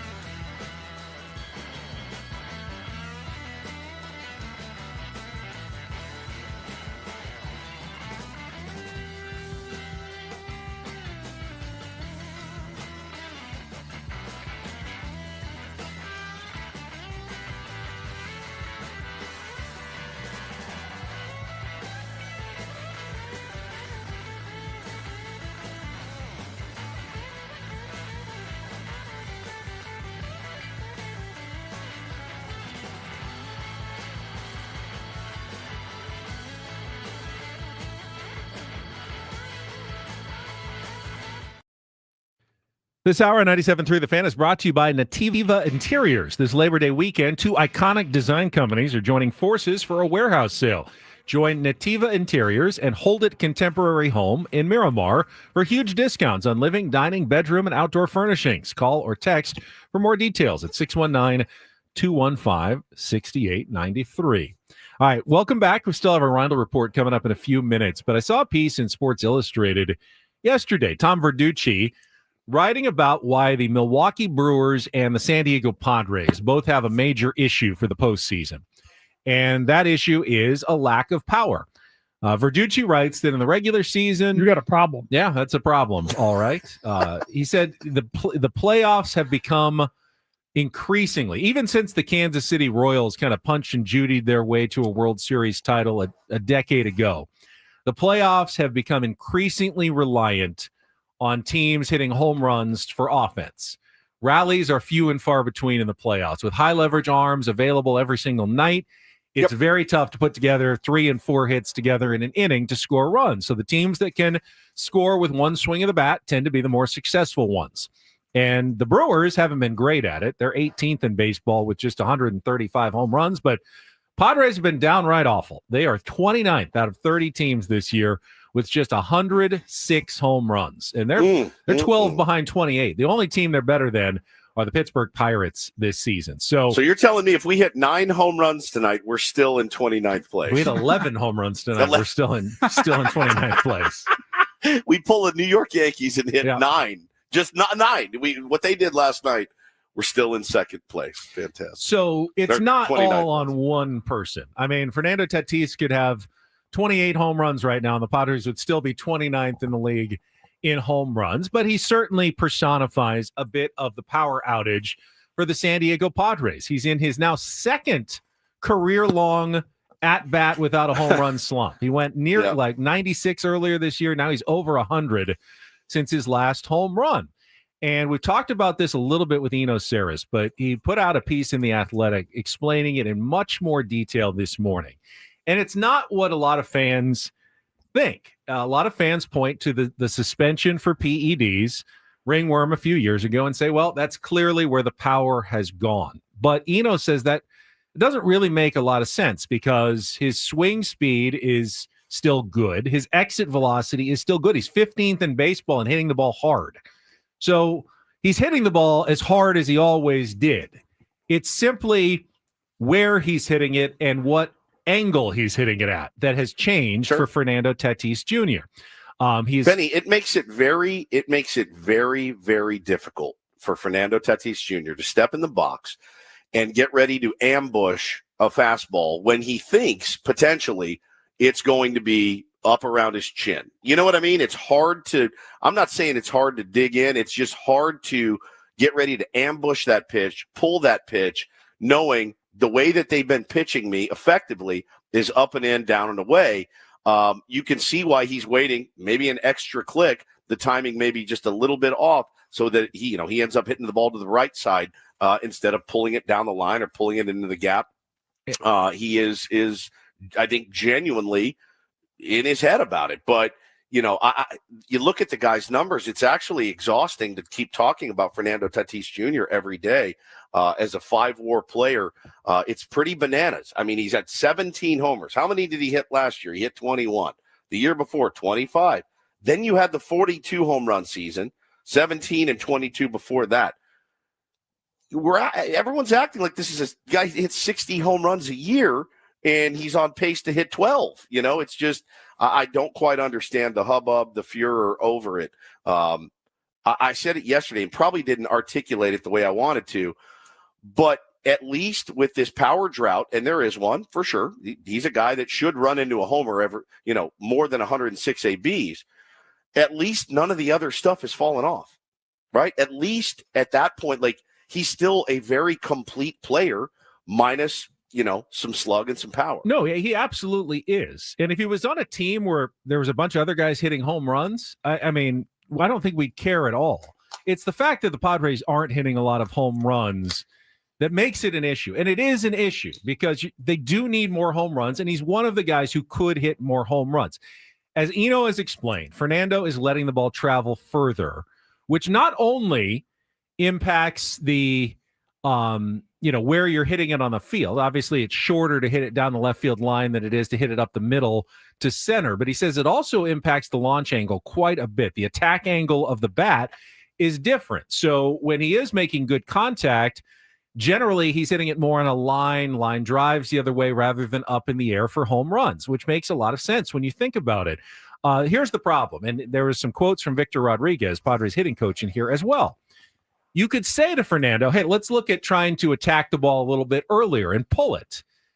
But Victor points out, but when you think that, you may mess yourself up completely and actually do more harm than good by trying to then you get out in front of it, you get on your front foot, you mess up your swing entirely, and then you go into a giant slump. And I think the Padres are reluctant, knowing, as you pointed out, Woods, how valuable Fernando Tatis Jr. has been getting on base, scoring runs, not swinging at pitches because he's letting, he gets to see them longer, so he doesn't have to, swing at pitches early and realize, oh, that was actually a slider. I shouldn't have swung at that one. They don't want to mess with him too much because they like what he's doing, which makes it kind of a catch-22 about trying to get him to hit for more power. Yeah, I mean, look, it's weird. People get weird about this stuff. Anthony says, don't start defending this now. He was paid to hit and played short, not play right field where all the war is accumulating from him. Well, he was asked to go play right field, and he won a platinum glove doing so. And I think they thought, this is the best spot for him to keep him on the field and to play more baseball games. And I agree. And you can't say that it hasn't worked. It's absolutely worked. What needs defending about that? The guy has turned himself into a premier right fielder, and it's valuable. Did I miss a memo? Is defense not valuable in Major League Baseball anymore at all? Is run prevention not valuable? And again, defending him, he's a 5-WAR player right now. Why would I have to defend a 5-WAR player to this fan base? And by the way, yes, shortstop is maybe a more quote-unquote valuable position because you see more defensive action at shortstop, but I don't think Fernando Tatis Jr. was ever going to be as good of a shortstop as he already is a right fielder.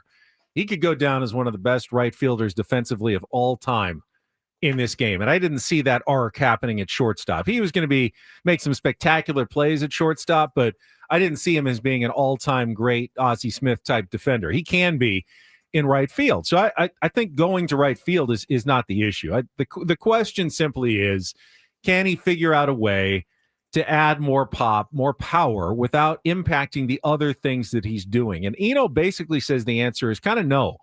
You can have a power hitter. There's a reason why in the history there's power hitters and there's contact hitters. And you can't really do both constantly. To be a power hitter, you have to swing early and you have to strike out. You strike out a bunch because you guess wrong, you swing too early, and you're not able to make contact. So there can't be both. Now, if you want Fernando to go back to trying to being a strikeout a lot more, not walk as much, power hitter, they can try to accomplish that, but not now. They'd have to work on that in the offseason. You're not going to make major swing changes at this point of the year. I think you just have to live with who Fernando and appreciate who Fernando Tatis Jr. is right now. And hopefully the additions of Ramon Laureano and Ryan O'Hearn will start making up for some of the lack of power that the Padres have had overall this season. Yeah, I mean, and again, it's down across the board for the entire team. And again, I like what Eno says, and we've talked all year about if this team can pull the ball more, then they can hit home runs. That's the spot for Petco Park, pulling it down the line into left field. And Kyle Higashioka was so adept at that when he was here. But, again, I do feel – I know he wants to hit home runs. He said it after the game last night. He goes, yeah, listen, I need to be better, but we're winning ball games. So, I don't know. I feel like he's a guy that he's one of those guys for me. As long as he's in the lineup, I feel pretty confident that he's going to help you win a baseball game. I really do. And take the salary out of it. What does that have to do with it? Really? He is a player that can change the game on a dime in a bunch of different ways. He's got 25 bags this year. He's been thrown out 6 times. Probably should have about 40 bags if it wasn't for who hits behind him. So I'm not super worried about it. All right, final thing, and I got to push back because Jimmy in our chat says the eye test says he doesn't look as strong as he did pre-ringworm. Hate to say that out loud, but it's true. Well, I thought you already addressed that. Well, I thought I did, but here's the thing: your eyes deceive you. If a police officer pulls you over and says, "Well, I know your speedometer said 65, my radar gun said 65, but my eye test said you were going 90, so I'm writing you a ticket." Right. I think you'd be pretty mad and wish you can't go with the eye test. You have to go with what the numbers say, and the numbers say that Fernando Tatis Jr. hasn't lost anything in terms of his pop. It's simply a launch angle. Steroid strength, it doesn't make you hit the ball in the air. It can help you obviously with strength and power, but he still has the same and better even bat speed and exit velocity as he did. So go with the numbers, not your eye test. Yeah, I mean, again, I'm not. I got starting pitching problems I got to worry about, right? Now again, when we get to the playoffs, I think, as everyone is laid out in chapter and verse, you do need to have some pop, and it's going to be tough. It's hard to imagine this team turning on a power stroke. When the clock strikes October, I have no idea, but somebody needs to figure out how to hit more bombs for this team. Fernando Tatis Jr., again, according to I don't know if it's just a slight adjustment, Ben. If it's a slight adjustment and he goes up there trying to yank the ball every time, does that take away from who he is right now with an 800 OPS? Yes, he will walk less and he will strike out more. And maybe that's worth it, but he will, because there's really no way to hit the ball earlier without striking out more and walking less. And that's the trade-off you have to be willing to accept. And the Padres are saying, we don't want to mess with him right now in the middle of the season when he is being as valuable as he is. And I get that. I totally get that. I hope, Laureano and O'Hearn could make a huge difference. Those were absolutely essential pickups by A.J. Preller. And if they hit home runs in the postseason, won't matter as much if Fernando and even Manny Machado are not hitting as many home runs. All right, let's Yeah, I mean, look, I think Manny needs to get the power stroke going. You know what I mean? Manny's a guy you could pencil in 30 bombs, and he's sitting at what, 20 right now? Yeah. So I mean, he's got 10 more he needs to get. But again, there's still 36 games to go. See what happens. All right, we'll take a final timeout. Paulie's got some headlines for us in the Reindl Report. Anything you want to tease for us, Paulie? Yes, I am claiming that the Padres are the 2022 World Series champions. Wow, that is. I have claimed nice. it. Let's put the banner up. Coming up next on San Diego's number one. Hang the banner. Hang the banner on San Diego's number one sports station, 97.3 The Fan. Gambling problem? Call 1-800-GAMBLER. GEGE 000-466. For a full list of games and rules, play at 7 Mile Casino. Visit 7milecasino.com. I'll hang the banner for 7 Mile Casino as the best card room in San Diego. They don't. I think the atmosphere speaks for itself when you walk into 7 Mile Casino. You can make that determination on your own. You just have to check it out yourself by making the short trip down the 5 freeway, Chula Vista, west side of the 5 Bay Boulevard, and pulling in to 7 Mile Casino. Yeah, there's no question, Benny. It is our place. It has been for a long time. They've always taken such good care of us. They've taken care of the tier ones over the years as well. And make it a point to get down there. Great time to do it, man. Pre-game, post-game.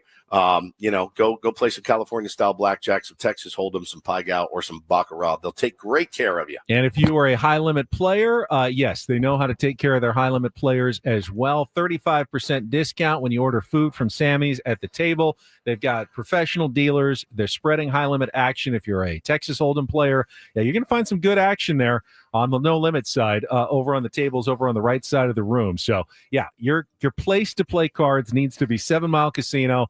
Very close, just a short drive from downtown. 7 Mile Casino. Check it out today. Ben and Wood sent you.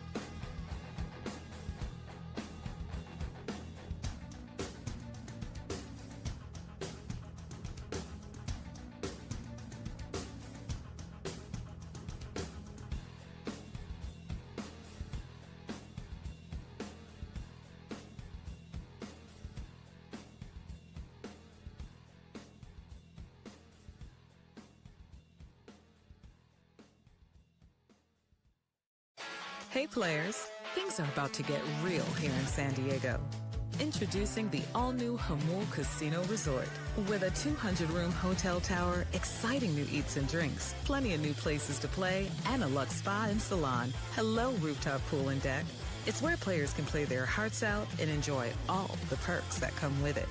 It gets real this summer at the all-new Jamul Casino Resort, the players' place.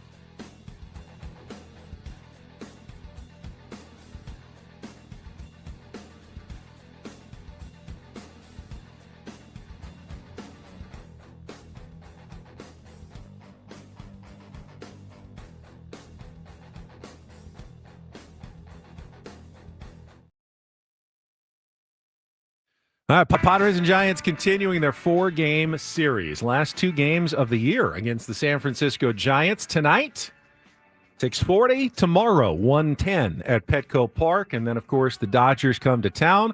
Probably too much to ask for the Colorado Rockies to step up and win one more of these last 2. I feel glad that they got even one in that series. But you never know. It's Coors Field. Crazy things happen. You know what's funny about that win on Monday? The walk-off win by Warming Bernabel of the Rockies. Yes, Warming. So part of the reason the Rockies won that game is that they were ultra aggressive on the base paths. They saw basically what the Padres saw against the Dodgers and Blake Snell, and they saw it on Monday against Yamamoto. A chance to steal bases, take extra bases on like Teoscar Hernandez, who had a bad defensive game. The same game plan that failed so miserably for the San Diego Padres worked to perfection for the Colorado Rockies because, well, baseball. It doesn't mean it was the wrong strategy for the Padres to try to steal off Blake Snell. He is generally one of the easiest guys to steal off of. So the Padres went with the smart strategy. Padres are very effective at stealing bases, and they tried to steal a bunch of bases off Blake Snell.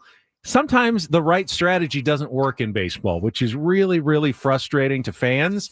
But it doesn't mean that Mike Shildt was an idiot or that the Padres, runners didn't have the right feel for the situation. Just means that, Will Smith made some really, really good throws, and, it worked out well for the Dodgers in that game. It's funny because Mike Shildt, they picked that up off of Blake Snell when he was here. Yeah. Because he hasn't thrown, he threw for the Giants, but they picked it up Blake Snell when he was here.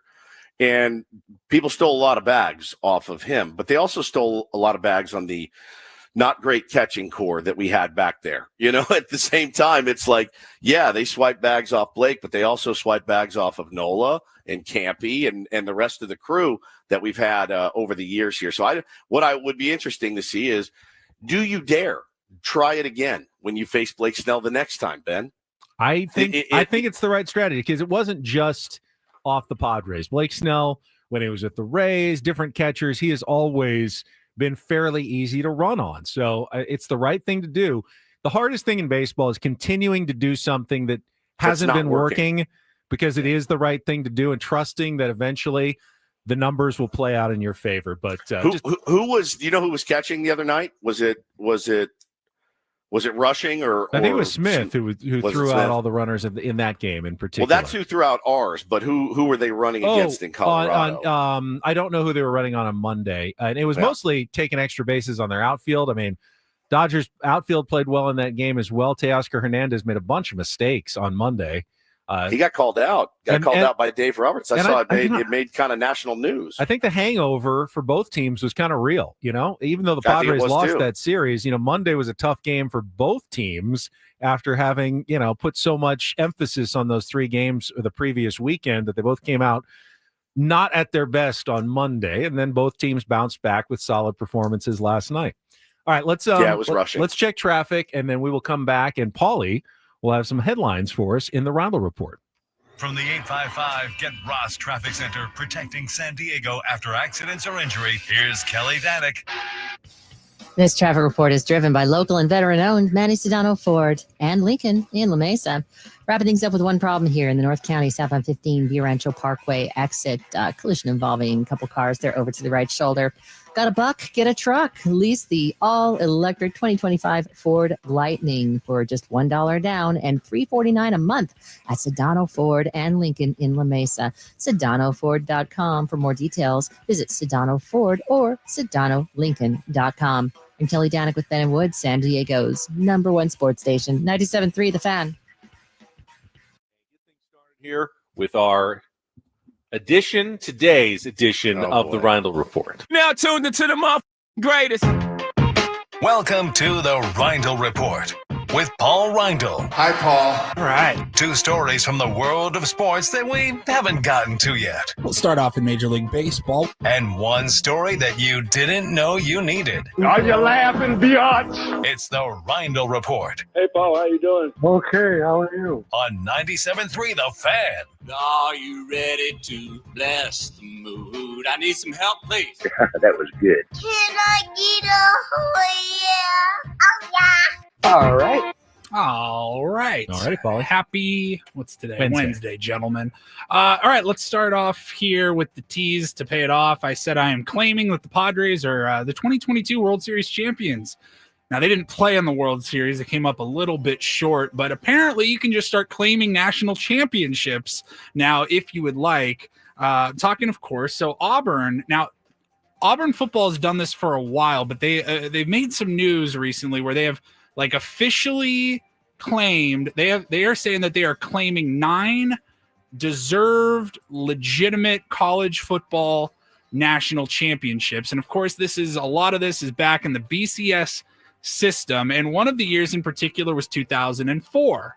I looked it up. In 2004, USC finished #1 in the final BCS rankings, and they were crowned the national champions that year. They played Oklahoma in the Orange Bowl that year, and they won 55-19.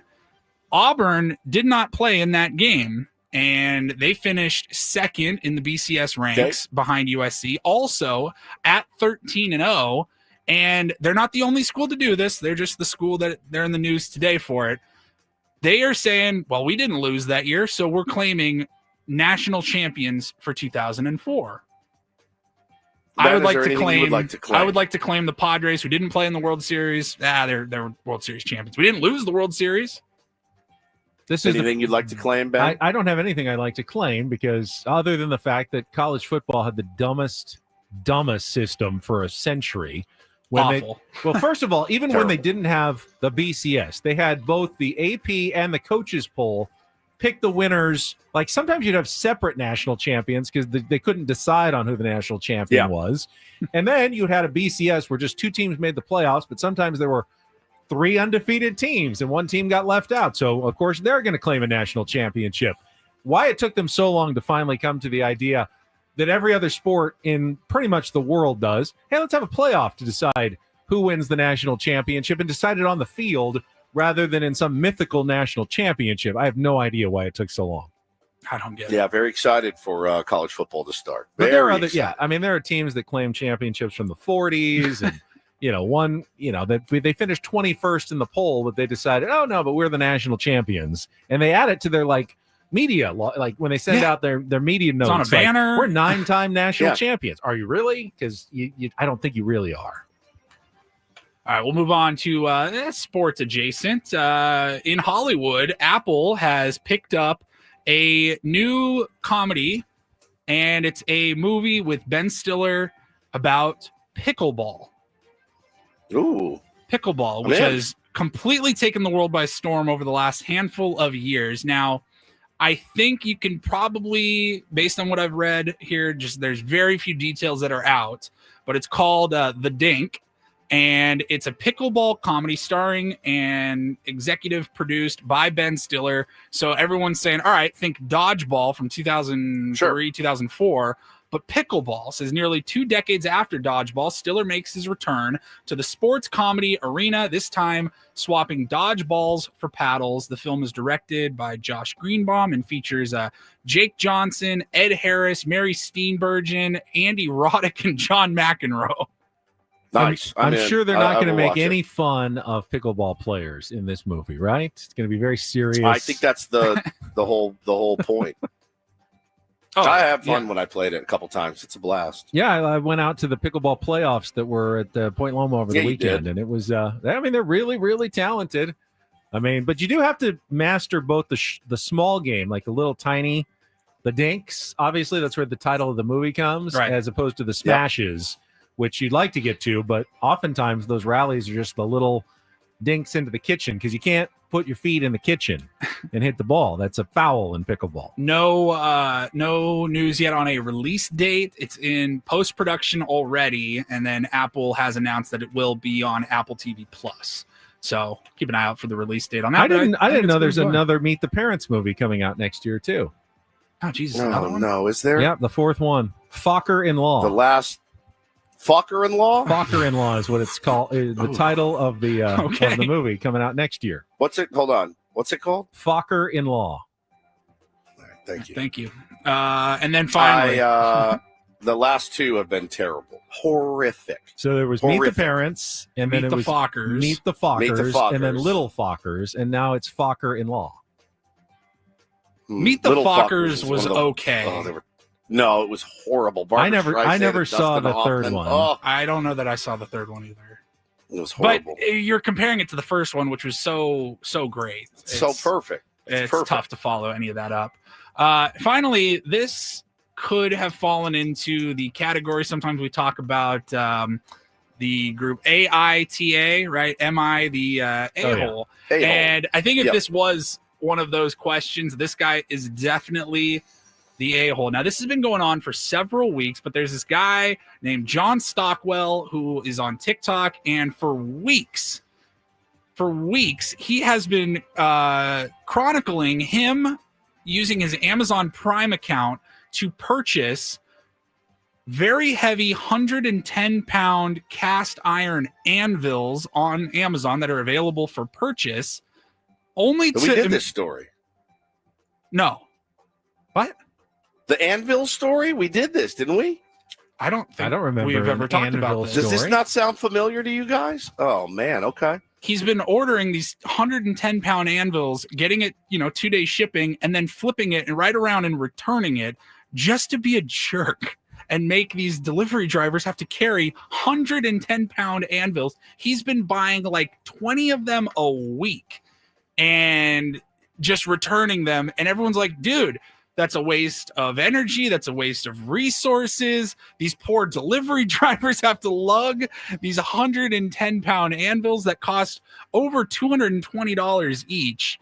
And he has just been buying them and shipping them and returning them to no avail. For I have to ask, what does an anvil actually do other than like a I don't really, know. really I've heavy never like known. paperweight? I mean, I remember seeing him in cartoons like my whole life, but you bang like metal on them, I think, if you're doing if you're a metal worker, like a steel worker, yeah. Metallurgy. Blacksmithing. You do metal work. Which is really, popular nowadays. No, this is, remember, Paulie, we did the story where the random stuff kept being sent to that lady's house. Covers. She had like the seat covers. Right. That's what I thought. And then there was another one, like the woman's child bought like 6,000 suckers on delivered to their house. No, this was this guy he's just doing it to be a jerk. He's just doing it to be a jerk. Yeah. I mean, he's ordered hundreds of these anvils and just returning them right away, gets the money credited right back, and then he buys another one. And people are like, dude, you got to knock this off. It's a decent bit for us to do to Ben. I mean, it's actually, but it doesn't really mess with Ben. It just messes with if Ben was an Amazon worker, I think we would do this. If your second job was Amazon delivery, I would do this all the time. I think it would be hysterical. By the third time, I'd leave the anvil somewhere where it's going to fall on his head, Bugs Bunny style. At some point. You would be wise to it. All right, that's it. That's it for the show today. Little teaser from San Diego FC, who just said we have a loan to announce, but then have not announced anything yet, so we'll see if they're adding a new player. Tomorrow, though, we'll be back for not only our show, but a roundtable, 5 hours of talk on the Padres with Paulie and Woods and Ben. Braden's coming up next.